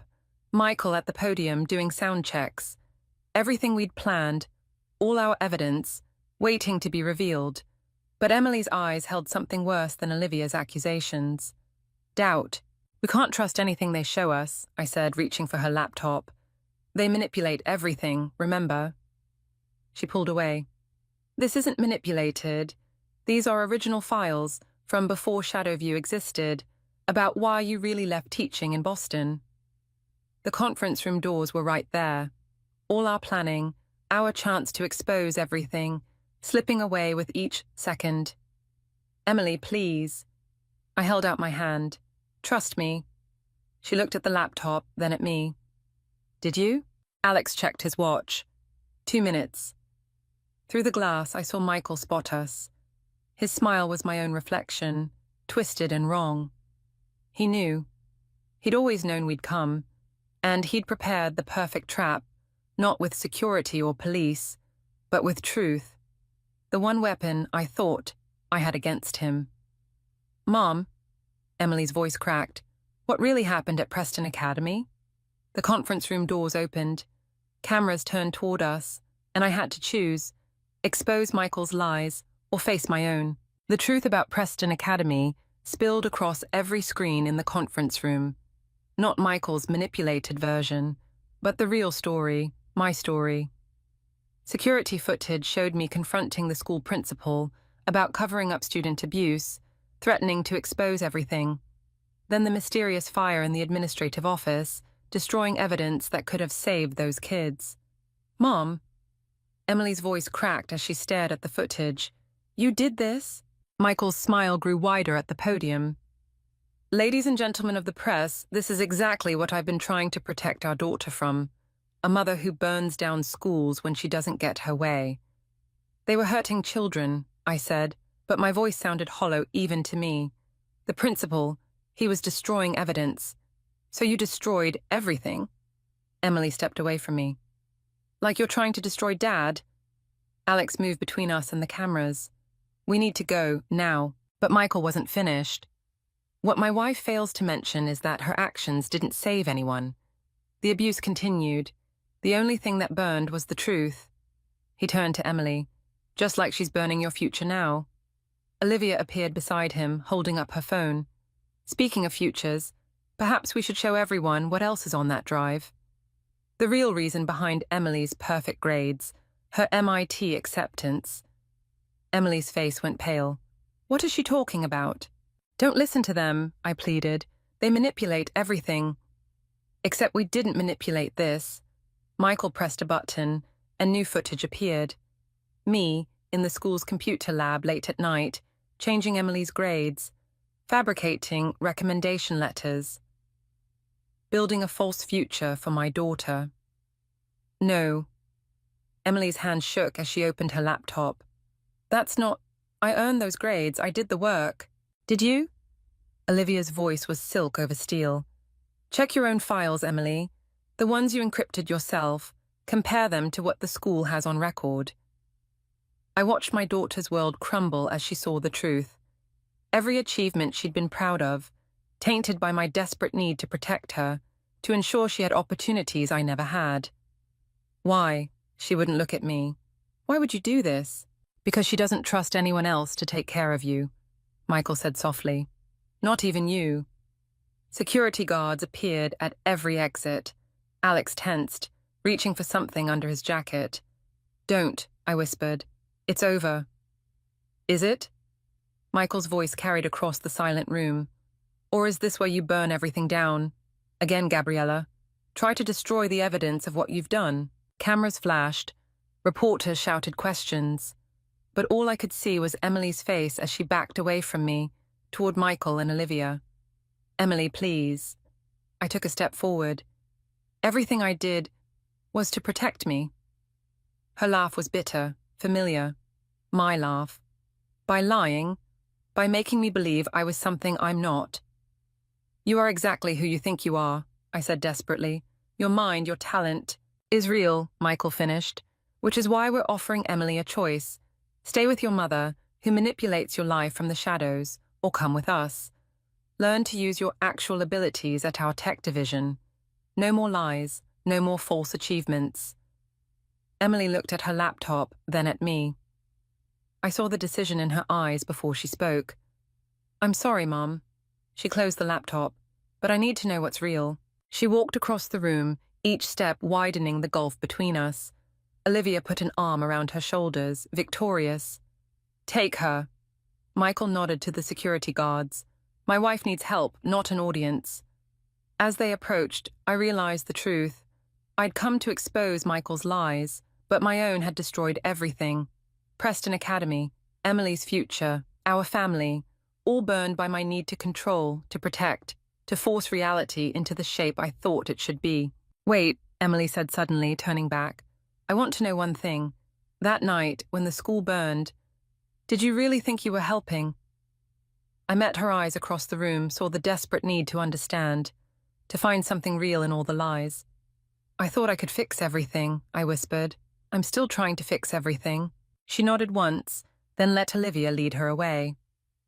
The last thing I saw before security reached me was Michael's smile, not triumphant now, but almost sad. Some things, he said softly, can't be fixed, Gabriella. Only controlled. The holding cell was cold, but the laptop Alex smuggled in burned hot against my legs. 3 hours since they'd arrested me. 2 since Emily had texted, something's wrong, meet at Riverside Park, midnight. I knew it was a trap. But when your daughter calls, you answer. The laptop pinged. Emily's hacker friends had come through. Security footage from Michael's company played across the screen, showing what really happened at that press conference. Olivia forcing Emily into a car. Michael's smile slipping when the cameras turned away. And something else. Fragments of code revealing Shadowview's true purpose. It wasn't just surveillance. It was reconstruction. Total digital control of reality itself. Alex appeared at my cell door. Ready? The lock clicked open. No alarms, no guards. Emily's friends were good. They're waiting at the park. He said to but Gabriella, Emily's last message came from inside their main server room. My heart stopped. She's trying to shut it down. Riverside Park was shadow and silence when we arrived. Olivia stood by the water, Emily's laptop open in her hands. No Michael, no Emily. Quite the daughter you've raised, Olivia said without turning.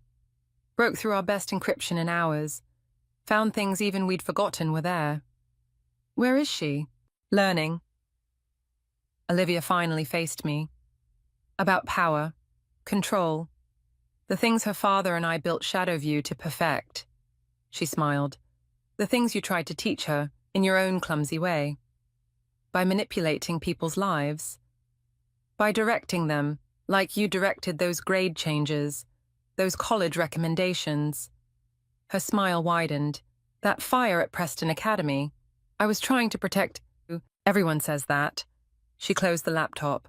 Michael said it when we started this project. Control to protect, manipulation to save. But you know what we really discovered? She stepped closer. People want to be controlled, need it, even Emily. A twig snapped behind me. Michael emerged from the shadows, leading Emily. Her hands flew across a tablet, eyes fever bright. Show her, Michael said softly. Emily turned the tablet toward me. Lines of code scrolled past, but I recognized the pattern, the same code I'd used to change her grades. You taught me well, Mom. Emily's voice was strange, distant. About control, about making reality what we want it to be. Emily, whatever they're promising you, they're not promising anything. She looked up and I saw something terrible in her eyes, understanding. They're showing me what I already am, what you made me. What we all are, Olivia added, architects of truth. And now, thanks to Emily's improvements to Shadowview, we can rewrite everything, not just records or surveillance, but memory itself. Digital consciousness, perfectly controlled. Alex tensed beside me, reaching for his gun. But Emily was faster. The tablet flashed, and Alex froze, eyes going blank. Neural interface, Michael explained proudly. Emily's innovation. Direct digital control of human consciousness. I watched my daughter smile, my smile twisted into something unrecognizable. Want to see how it works, Mom? How reality bends when you have real control. The air itself seemed to ripple. Trees shifted, shadows danced. I felt something pressing against my mind, trying to rewrite my thoughts. But in that moment, I saw something else. A flash of fear in Emily's eyes, a tremor in her hands. You're right, I said quietly. I taught you about control, but I never taught you about choice. I pulled out the laptop, opened the files we'd found. Look at what they're really doing, Emily. Not protecting, not directing, erasing. Every choice, every free thought, gone. Her tablet wavered. They're helping people. Like I helped you? By taking away your real achievements. I stepped forward. I was wrong, Emily. About Preston Academy. About your grades. About everything. Control isn't protection. It's prison. The park flickered again, reality bending. But this time, I saw Emily's fingers moving differently on the tablet. Not controlling. Destroying. Dad? Her voice shook. What's really in the Shadowview core code? Michael lunged for the tablet, but it was too late. Emily had seen the truth, and she was her mother's daughter after all. The night exploded in cascading waves of broken code, as every digital lie we'd all built came crashing down around us. The police lights painted Riverside Park in alternating red and blue as they led Michael and Olivia away. Emily sat on a bench, her tablet dark and silent, staring at the fractured remains of Shadowview's servers scattered across her screen. All those people they controlled, she whispered as I sat beside her. Their memories, their lives. What happens to them now? They get their choices back. I watched Alex talking to the FBI cybercrime unit, explaining how deep the manipulation went, even the painful ones. Like knowing your mother changed your grades, her voice cracked, or that your father wanted to rewrite your mind. I started to reach for her, then stopped myself. Emily, I saw it all, Mom, in the code. She finally looked at me. What they were planning, total digital consciousness control. And I almost helped them perfect it. But you didn't. Because you showed me the truth. She laughed bitterly. Ironic, right? The liar teaching honesty. Across the park, Olivia was arguing with the officers. I caught fragments. My sister, they'll kill her if... You don't understand. Emily followed my gaze. She wasn't lying about that part. I found the files. They're holding her sister hostage somewhere, using Shadowview to track her every move. Then we'll find her. I pulled out the laptop. The right way this time. No manipulation, no control. Just truth? Emily's fingers hovered over her tablet. Even when it hurts? Especially then. She nodded slowly, then began to type. I saved something. Before destroying the servers, every real record, every unaltered file, including yours, from Preston Academy. My hand stilled on the keyboard. Emily, you didn't start the fire. Her voice was quiet. The principal did. When he realized you'd copied the evidence, I found the original security footage. She looked up. You tried to save those kids, and he burned everything to stop you. Then made you believe it was your fault. The truth I'd carried for years cracked open, letting in light. But you still changed my grades, she continued. Still tried to control my future. Yes. Why? Because I thought I could protect you from pain by controlling the outcome. I watched Michael being placed in a police car. Like father, like mother. Emily's tablet chimed. A message from her hacker friends. Hidden server located. Olivia's sister found. Mom? Emily's voice had changed, grown somehow. I need to tell you something. About MIT. She took a deep breath. I knew about the grade changes.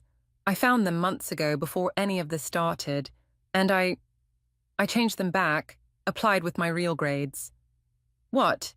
She pulled up an email on her tablet. I got in yesterday, for real this time. Pride and shame warred in my chest. Emily, I'm so... I know. She stood, offering me her hand. Come on, we have a sister to save, and I think maybe we both need to learn how to help people without trying to control them. As we walked toward Alex and the FBI agents, my phone buzzed one last time. A final shadow view notification. System purge complete. Digital consciousness protocols terminated. Human choice protocols restored. They'll try again, Emily said, reading over my shoulder. Maybe not Dad and Olivia, but someone will try to control reality like this. Probably. I squeezed her hand. But they'll have to get through us first. She smiled, not my smile anymore, but entirely her own. Think we can handle it, without burning anything down or rewriting any code? I looked at my daughter, seeing her clearly for the first time. I think we'll choose to try. My phone chimed again. An unknown number, but the message was clear. This isn't over. Some truths can't be deleted. Emily read it and nodded. Good, she said firmly. They shouldn't be. Together, we walked into the dawn, leaving digital shadows behind, choosing instead the harder path of unfiltered light. Money has a way of revealing truths we'd rather keep buried. I learned this the hard way on a Tuesday afternoon while sorting through a stack of bank statements at my kitchen table. The numbers didn't add up. They hadn't for months. But today was different. Today, I finally saw the pattern. I'm Juliet, and until this moment, I thought I understood my life. Quiet, predictable, safe. The way I liked it after losing my parents young. But there it was, staring back at me from the paper. Thousands of dollars, vanishing in neat little transactions, always on the 15th of each month. Daniel? I called out, my voice steadier than I felt. Could you come here for a minute? My husband appeared in the doorway, laptop balanced on one arm, that familiar half-smile playing on his lips. What's up, honey? These withdrawals. I spread the statements across the table. They've been happening for almost 2 years. Where's the money going? His smile didn't waver, but something flickered behind his eyes. Business expenses. You know how it is with the new venture. Business expenses don't come from our joint savings account. I tapped the paper, and they don't always total exactly $5,000. Daniel set his laptop down, his movements deliberate. Are you monitoring my spending now? I'm trying to organize our finances. The words felt hollow, rehearsed. These withdrawals total over $100,000. You never cared about the finances before. He leaned against the doorframe, arms crossed. What's changed? Maybe I should have. I met his gaze. Maybe I trusted too much. He laughed, but it wasn't the warm sound I'd grown to love over our 7 years together. You're being paranoid, Jules. This is exactly why I handle the money. You get worked up over nothing. Nothing? The word tasted bitter. Show me the business records then. Prove it's nothing. I don't have to prove anything. His voice hardened. This is my business, my work. You're a librarian, Juliet. What do you know about running a company? The condescension in his tone made my skin crawl. I thought of all the times he'd dismissed my concerns, wrapped them up in pretty explanations that never quite made sense. Your parents know about these withdrawals? His face changed then, something ugly flashing across it. Leave them out of this. My parents have nothing to do with our marriage. Funny how they always seem to be involved in everything else. I stood up, gathering the statements. Especially when it comes to money. Daniel crossed the room in 3 quick strides, snatching the papers from my hands. Enough. I won't stand here and be accused by my own wife. This conversation is over. No, I said quietly. I don't think it is. He turned back, his expression dangerous. What's that supposed to mean? It means I'm calling Vanessa Brooks tomorrow. I watched his face pale slightly at the lawyer's name. I think it's time I understood exactly what's happening to our money. You're being ridiculous. He crumpled the statements in his fist. This isn't like you, Jules. You're acting crazy. Maybe the crazy thing was trusting you blindly for so long. I moved toward the door, but he blocked my path. Where are you going? To Mia's. I grabbed my purse from the counter. I need some air. Running to your little friend won't change anything. His words followed me down the hallway. You're making a mistake, Juliet. A big one. I paused at the front door, my hand on the knob. The mistake was thinking you'd ever tell me the truth. As I walked to my car, my phone buzzed. A text from Evelyn, my mother-in-law. Daniel says you're upset about something. Come over for tea tomorrow. We'll sort this out as a family. I deleted the message without responding. Family. Such a simple word for such a complicated web of lies. But they didn't know what I'd discovered yet. The second account. The one Daniel thought I'd never find. Tomorrow would change everything. I just had to be ready for what that meant. Mia's apartment always smelled like fresh coffee and possibility. She poured me a cup while I spread the bank statements across her kitchen counter, my hands still shaking from the confrontation with Daniel. These transactions, she said, tapping the paper with a manicured nail. They're not just random withdrawals. Look at the pattern. I leaned closer. Mia had been an accountant before switching to library work, and her eye for detail was sharper than mine. What do you see? Each withdrawal is followed by a deposit to another account 2 days later, but the amounts are slightly different. Always $300 less. She circled several entries. It's like someone's taking a cut. My phone buzzed again. Evelyn's third message since I'd left the house. I silenced it without looking. Your mother-in-law doesn't give up easily, Mia observed. She's probably already planning how to spin this at their country club. I took a sip of coffee, letting its bitterness ground me. Did I tell you what she said at dinner last week? Marriage is about trust, dear. Sometimes we must accept things we don't understand. Mia snorted, coming from the woman who audits her gardener's receipts. A knock at the door made us both jump. Through the peephole, I saw George Thompson's broad shoulders filling the frame. Juliet, he called out, his voice carrying that familiar note of authority. I know you're in there. We need to talk. Mia touched my arm. You don't have to answer. But I was already moving toward the door. 7 years of conditioning was hard to break. I opened it just enough to see his face. This little drama needs to end, George said, not bothering with hello. You're upsetting your mother-in-law, and Daniel is beside himself. Is that why you're here? To manage the situation? His expression hardened. I'm here because family matters should stay within the family. Whatever concerns you have about Daniel's business dealings. So you know about the money? A muscle twitched in his jaw. I know my son runs a successful company that supports your comfortable lifestyle. A lifestyle, might I add, that allows you to work part-time at that little library of yours. Your son is stealing from our joint accounts. Stealing? He laughed, but his eyes remained cold. You can't steal what's already yours. Perhaps if you showed more interest in supporting Daniel's work instead of playing detective. George. Mia appeared beside me. This is my home and you weren't invited. He looked at her like she was something stuck to his shoe. This doesn't concern you. Actually, it does. She held up her phone. I just finished looking up some interesting information about Thompson Enterprises. Want to explain why your company shares an address with 3 shell corporations? The color drained from George's face. You're making a mistake, he said, but his voice had lost its edge. Both of you.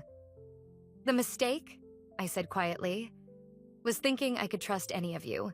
After he left, Mia pulled up more records on her laptop. There's something bigger here, Jules. These shell companies, the regular withdrawals, it's too organized to be simple embezzlement. My phone lit up with a text from Daniel. Dad told me what happened. Stop this now or you won't like the consequences. They're scared, I realized. All of them. But why? Mia's printer whirred to life, spitting out page after page of financial records. Let's find out. That night, I didn't go home. Instead, I sat with Mia until dawn, piecing together the puzzle of my husband's deception. Each document revealed new questions. Offshore accounts, suspicious partnerships, and always, the shadow of George and Evelyn's influence. At sunrise, my phone buzzed with an email from an address I didn't recognize. The subject line read, Thompson Enterprises, what you need to know. Open it, Mia urged. Inside was a single sentence. If you want to know the truth about your husband's business, meet me at the Blue Crow Cafe tomorrow at noon. Come alone. The sender's name was familiar. Rebecca Turner, a former employee who'd left Thompson Enterprises 3 years ago under mysterious circumstances. I showed Mia the message. It could be a trap. Or it could be exactly what you need. She squeezed my hand. Sometimes the only way forward is through the fire. I stared at the email, feeling the weight of choice pressing down on me. Meeting Rebecca could destroy whatever was left of my marriage. Not meeting her might leave me trapped in this web of lies forever. I'll go, I decided. But first, I need you to help me move some money of my own. The Blue Crow Cafe sat wedged between a pawn shop and a defunct video store, its neon sign flickering like a dying heartbeat. Rebecca Turner hadn't changed much in 3 years. Same sharp features, same watchful eyes. She nursed a coffee gone cold, her fingers drumming against the ceramic. I wondered how long it would take you to notice, she said as I slid into the booth.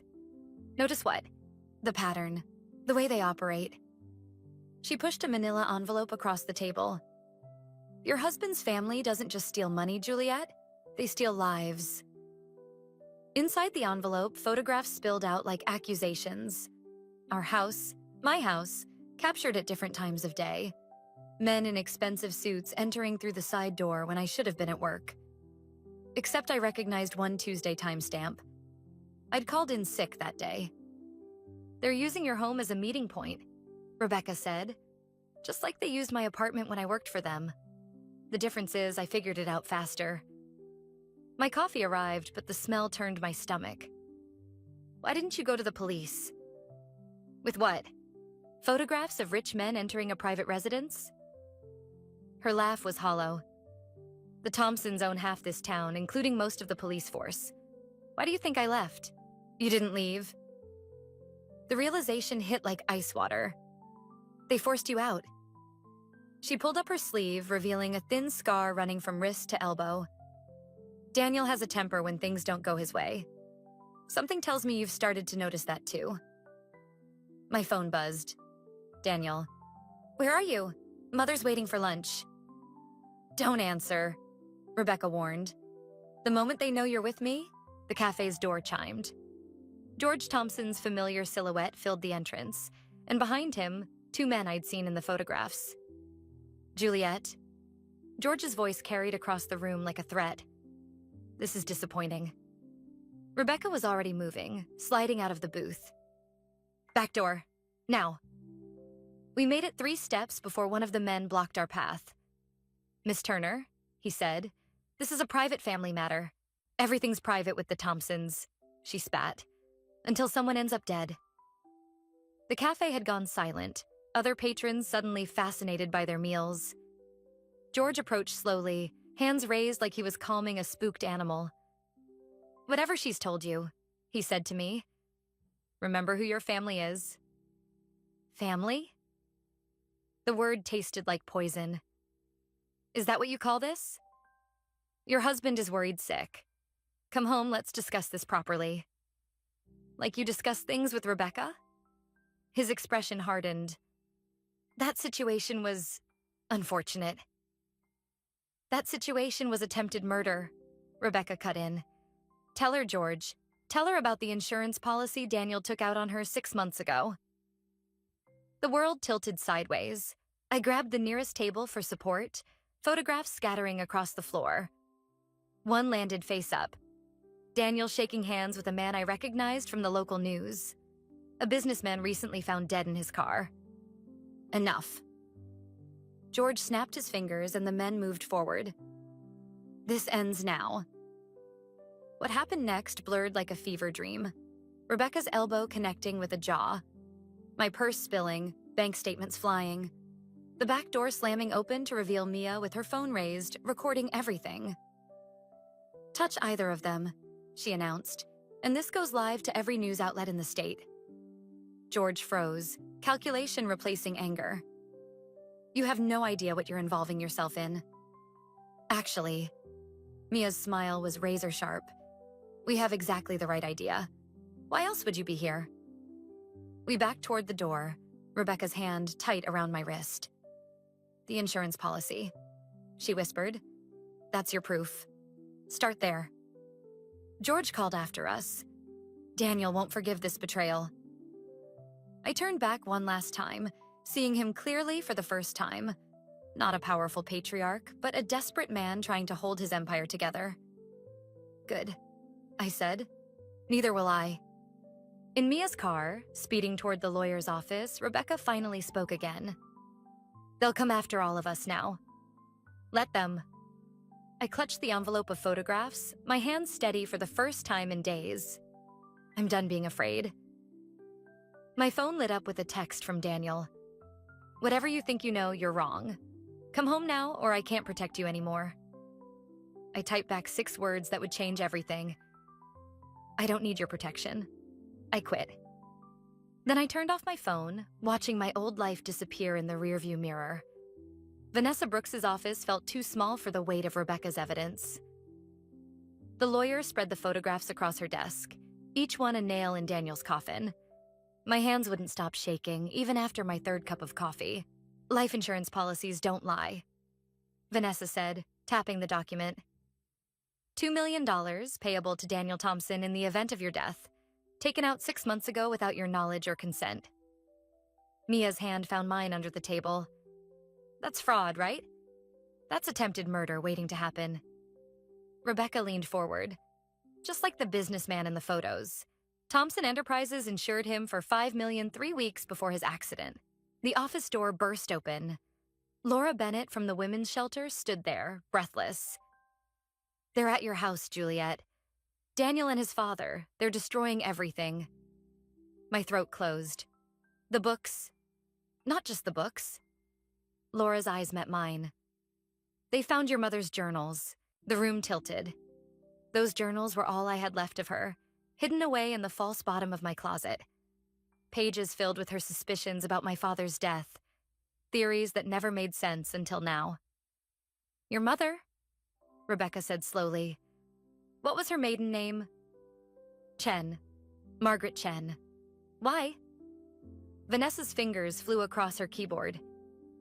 "Chen International Holdings, owned by your grandfather until 20 years ago, when it mysteriously collapsed after partnering with Thompson Enterprises," I finished, the truth hitting like a physical blow. "My father worked for Daniel's family back then." "And died in a car accident 3 months later," Rebecca added, "just like our recent businessman friend." My phone buzzed. A video message from Daniel. My childhood bedroom in flames, my mother's journals feeding the fire. His voice calm and collected. Come home now, or everything burns, including these interesting theories about your father's death. He's bluffing, Mia said. The journals are already burning. But the evidence isn't. I pulled out my phone, hands steady now. Mother never trusted paper alone. The video I'd been saving loaded slowly. Security footage from my father's office the night he died. A younger George Thompson entering, then leaving 2 hours later. My father never came out. Where did you get this?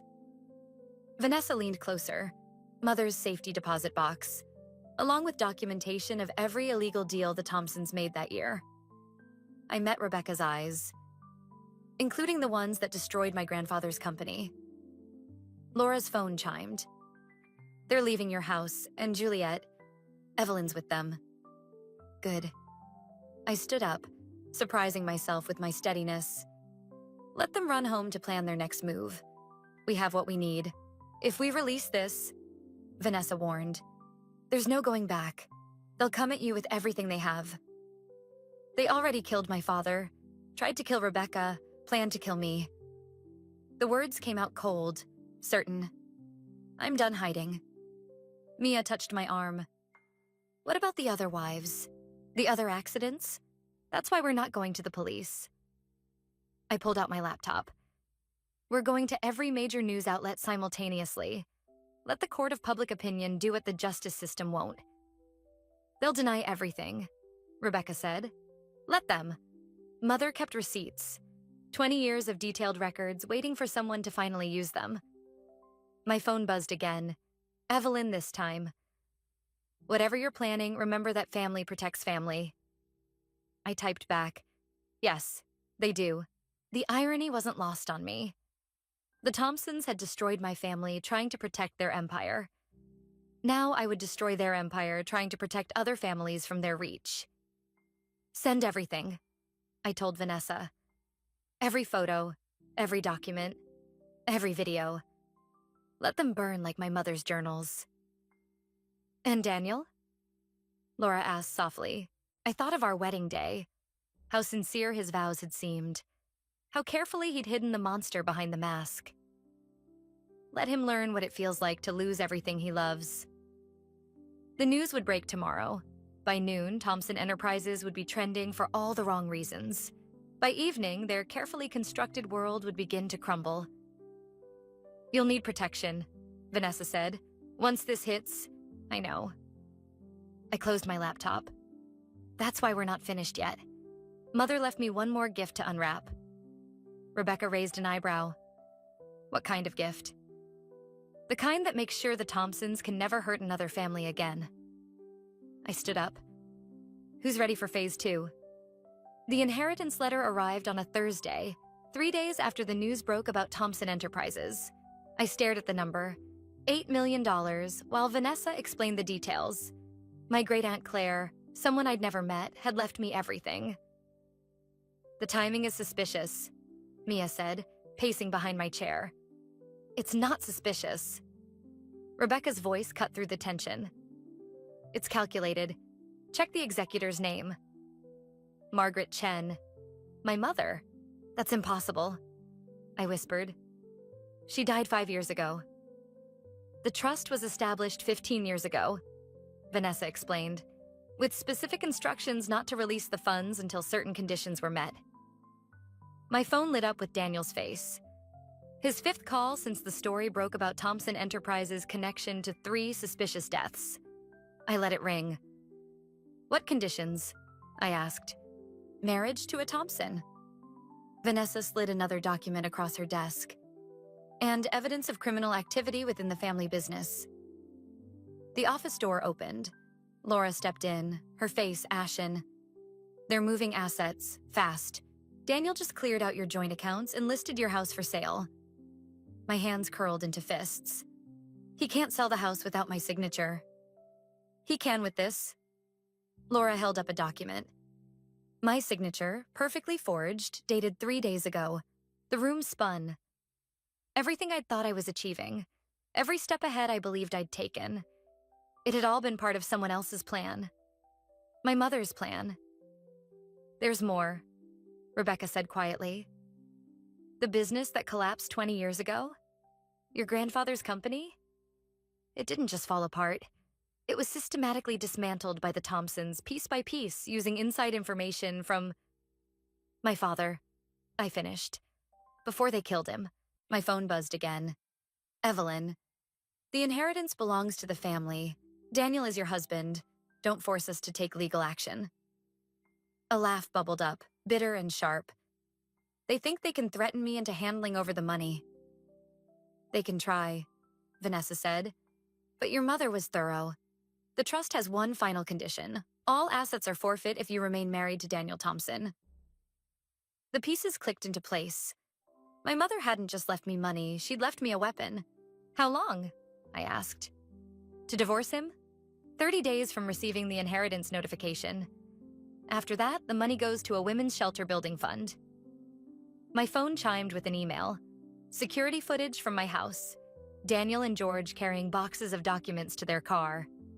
In the background, Evelyn supervised as movers loaded my furniture. They're not just taking documents, Mia observed. They're erasing you. Something inside me shifted, a final thread of restraint snapping. Show me the trust documents. All of them. Vanessa hesitated. There's a reason your mother waited until now. Once you see everything, I need to know. She unlocked her bottom drawer and withdrew a thick file.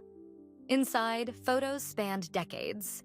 The Thompsons systematically destroying families, arranging accidents, forging documents. My father's death had been just one link in a long chain. Claire wasn't really your aunt, Rebecca said softly.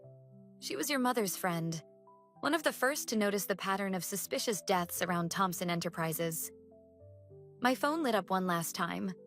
Daniel had sent a video. My childhood photos burning in the backyard fire pit. His voice calm as ever. Come home now, and maybe we can save what matters. I watched the flames consume my past, feeling strangely peaceful. He thinks he's punishing me. Isn't he? Laura asked. No. I stood up, gathering the trust documents. He's proving my mother right. The Thompsons only know how to destroy, so let's see how they handle being destroyed. What's your play? Mia's eyes gleamed. First, we leak the divorce filing. Let them scramble to protect their precious prenup. I pulled out my phone, composing a text to Evelyn. Then we show them what real power looks like. They'll retaliate, Vanessa warned. Good. I hit send on the text. Thank you for making this easy. See you in court. The response came instantly. Don't do this, Juliet. Family protects family. I thought of my mother spending 15 years orchestrating this moment from beyond the grave. Of my father, trying to expose the truth until it killed him.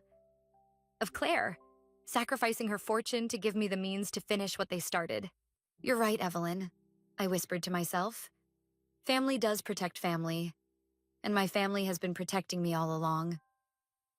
The Thompson Enterprises board meeting wasn't just being live-streamed, it was trending. I watched from Mia's laptop as Daniel stood at the podium, his carefully crafted mask finally cracking. These allegations are baseless, he insisted, but his voice wavered. Behind him, George gripped the back of his chair, knuckles white. My wife is experiencing a mental breakdown.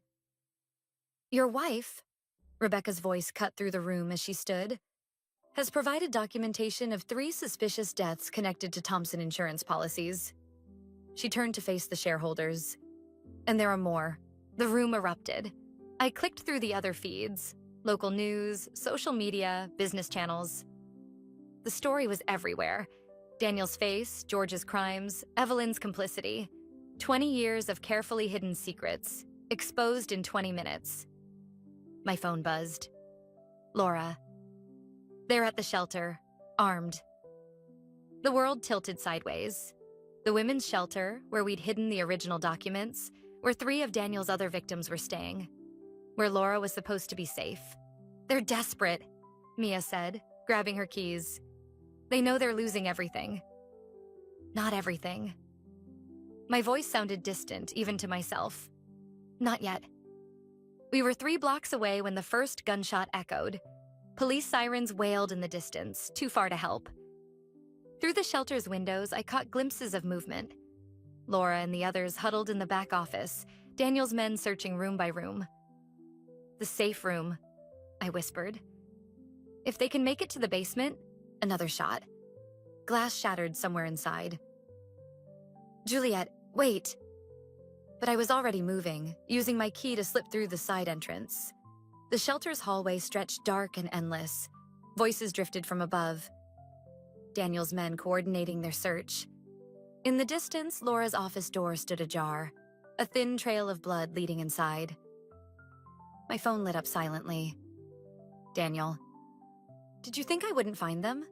That I'd let you destroy everything my family built?" A floorboard creaked behind me. I turned to find Evelyn, her designer dress incongruous in the shelter's dim light. "I tried to warn you," she said softly. "Family protects family. Like you protected those other wives? The ones who discovered too much?" Something flickered across her face. Doubt, maybe even guilt. "We did what was necessary." "So am I." Footsteps thundered down the stairs. Daniel appeared, flanked by two men I recognized from the photographs. His eyes were wild, his perfect composure shattered. "The documents," he demanded. "Where are they?" "Gone." I met his gaze steadily. "Everything's already uploaded. Every death, every fraud, every cover-up. Your father's signature on my father's murder. Your signature on Rebecca's attack." "You're lying. Check your phone." He did. The color drained from his face as notifications flooded in. News alerts, messages, his carefully constructed world imploding in real time. "You could have had everything," he whispered. "We could have given you the perfect life." "Perfect?" I laughed, the sound sharp and bitter. "You killed my father. Planned to kill me. That was your idea of perfect?" "Daniel." Evelyn's voice shook. "The police." "Shut up, Mother." He raised the gun, his hand trembling slightly. "This ends now." Time slowed. I saw my mother's journals burning, my father's last security footage, Rebecca's scar. 20 years of Thompson family secrets, built on broken lives and stolen futures. "You're right," I said. "It does." The basement door burst open. Laura emerged with the other women, phones raised, live streaming everything. Behind them, Mia and Rebecca blocked the exit, ensuring no one could escape. "Say hello to your shareholders, Daniel," I whispered. "They're watching." His finger tightened on the trigger. In that moment, I saw what my mother must have seen all those years ago. The rot at the heart of the Thompson family, the darkness they'd tried to hide behind wealth and power. The gun wavered. Sirens grew closer. "Daniel, please," Evelyn begged. "Don't—" The shot rang out, deafening in the narrow hallway. But it wasn't Daniel who fired. George Thompson stood at the top of the stairs, his own gun smoking. "No one," he said calmly. "Threatens my family." I felt the impact before the pain. My mother's final gift, the truth that would destroy them all, still clutched in my hand as the world faded to black. The last thing I heard was Evelyn's scream. Not for me, but for what she finally understood. Their perfect family was built on nothing but lies, and now those lies would bury them all. The hospital lights flickered overhead as I woke to find Evelyn Thompson sitting beside my bed. Her perfect posture remained, but her eyes held something I'd never seen before. Fear. "George always was the true monster," she said quietly. I just pretended not to see it. My shoulder throbbed where the bullet had struck. Through the window, I could see police lights still flashing in the parking lot. "Where's Daniel?" "In custody, along with his father." She placed a manila envelope on my lap. "These belong to your mother. I've kept them hidden for 20 years. My hands trembled as I opened it. Inside, photographs showed a younger Evelyn with my mother, smiling, close. Friends. "You knew," I whispered. "All this time, you knew what they did to my father." "I thought I was protecting my family." Her voice cracked. But I was just protecting their crimes. The door opened. Rebecca and Mia entered, followed by Laura, her arm bandaged but standing tall. The footage is everywhere, Mia said. George's confession, Daniel's threats, everything. Thompson Enterprises stock has crashed, Rebecca added. The board is calling for a complete investigation. Evelyn stood, smoothing her skirt with shaking hands. They'll come for me too, as they should. Why now? I asked. After all these years, why help me? Because I saw myself in you. The same trap, the same gilded cage. She pulled out one final photograph, herself, young and bruised, with my mother standing protective beside her. Margaret tried to help me leave once. I chose fear instead. Chose to become what I feared. The hospital room door burst open. Daniel stood there, handcuffed, flanked by officers. His eyes were wild, his carefully maintained facade shattered completely. Mother, he snarled. What have you done? What I should have done 20 years ago. She turned to face him fully. Your father didn't just kill James Moore. He killed part of me too, and I let him. Everything I did for this family.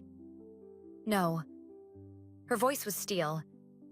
Everything you did for power, just like your father. I watched them, mother and son, their perfect world crumbling. Through the window, I could see George being led to a separate police car, his empire collapsing in real time.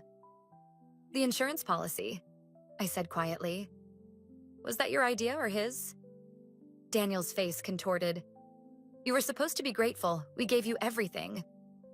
You gave me lies, just like you gave my mother lies, like you gave every woman you destroyed lies. Daniel Thompson. One officer stepped forward. You're being charged with conspiracy to commit murder, fraud. The charges continued, each one a nail in the coffin of the Thompson legacy. But Daniel's eyes never left mine. I loved you, he whispered. No. I met his gaze steadily. You loved controlling me. There's a difference. As they led him away, Evelyn placed one last thing on my bed. A key. To the lake house safe, she said. Everything's there, every crime, every victim, every cover-up. Use it wisely. They'll arrest you too. Good. She straightened her shoulders. Maybe prison will be more honest than the cage I built for myself. After she left, Laura sat beside me.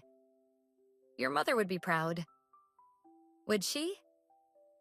I touched the photographs, these pieces of a past I never fully understood. All this revenge, all this pain. This isn't just revenge, Mia interrupted. This is justice. For your parents, for Rebecca, for all of them. My phone lit up with news alerts. Thompson Enterprises stock in freefall, investigations opening, victims coming forward. 20 years of carefully hidden crimes exposed in a single day. What now? Rebecca asked softly. I looked at the key Evelyn had left, thinking of all the evidence waiting to be uncovered. Of all the other families like mine, waiting for truth, for justice. Now, I said, we make sure this never happens to anyone else. Through the window, I watched the police cars pull away, taking with them the remains of the Thompson Empire. In the end, it wasn't my revenge that destroyed them. It was their own lies. Finally dragged into the light, Mother had known this would happen. Had planned for it, waited for it, ensured I would be ready when the moment came. In destroying the Thompsons, I had fulfilled not just my vengeance, but her justice. The lake house key felt heavy in my palm as I stood before the iron safe. Behind me, Laura and Rebecca documented each piece of evidence we uncovered, while Mia photographed everything. 20 years of Thompson family secrets, preserved in perfect order. Your mother's handwriting, Vanessa said, holding up a leather journal. She documented everything, even after they threatened her. The final trial date was set for next week. Daniel, George, and their conspirators would face justice in a courtroom packed with their victims. But here, in this moment, I found something else. Understanding. There's a letter for you, Mia said softly, holding out a yellowed envelope. Dated the day before your mother died. My hands didn't shake as I opened it. They hadn't shaken since the hospital. My dearest Juliet, I read aloud. By the time you find this, you'll understand why revenge wasn't enough. The Thompsons destroy families. It's what they do. But we protect them. It's what we've always done. Rebecca touched the scar on her arm. She knew this day would come. She planned for it. Laura added, gesturing to the meticulous files. Every victim, every crime, every connection. She made sure nothing could be buried again. The safe's final compartment contained a single photograph.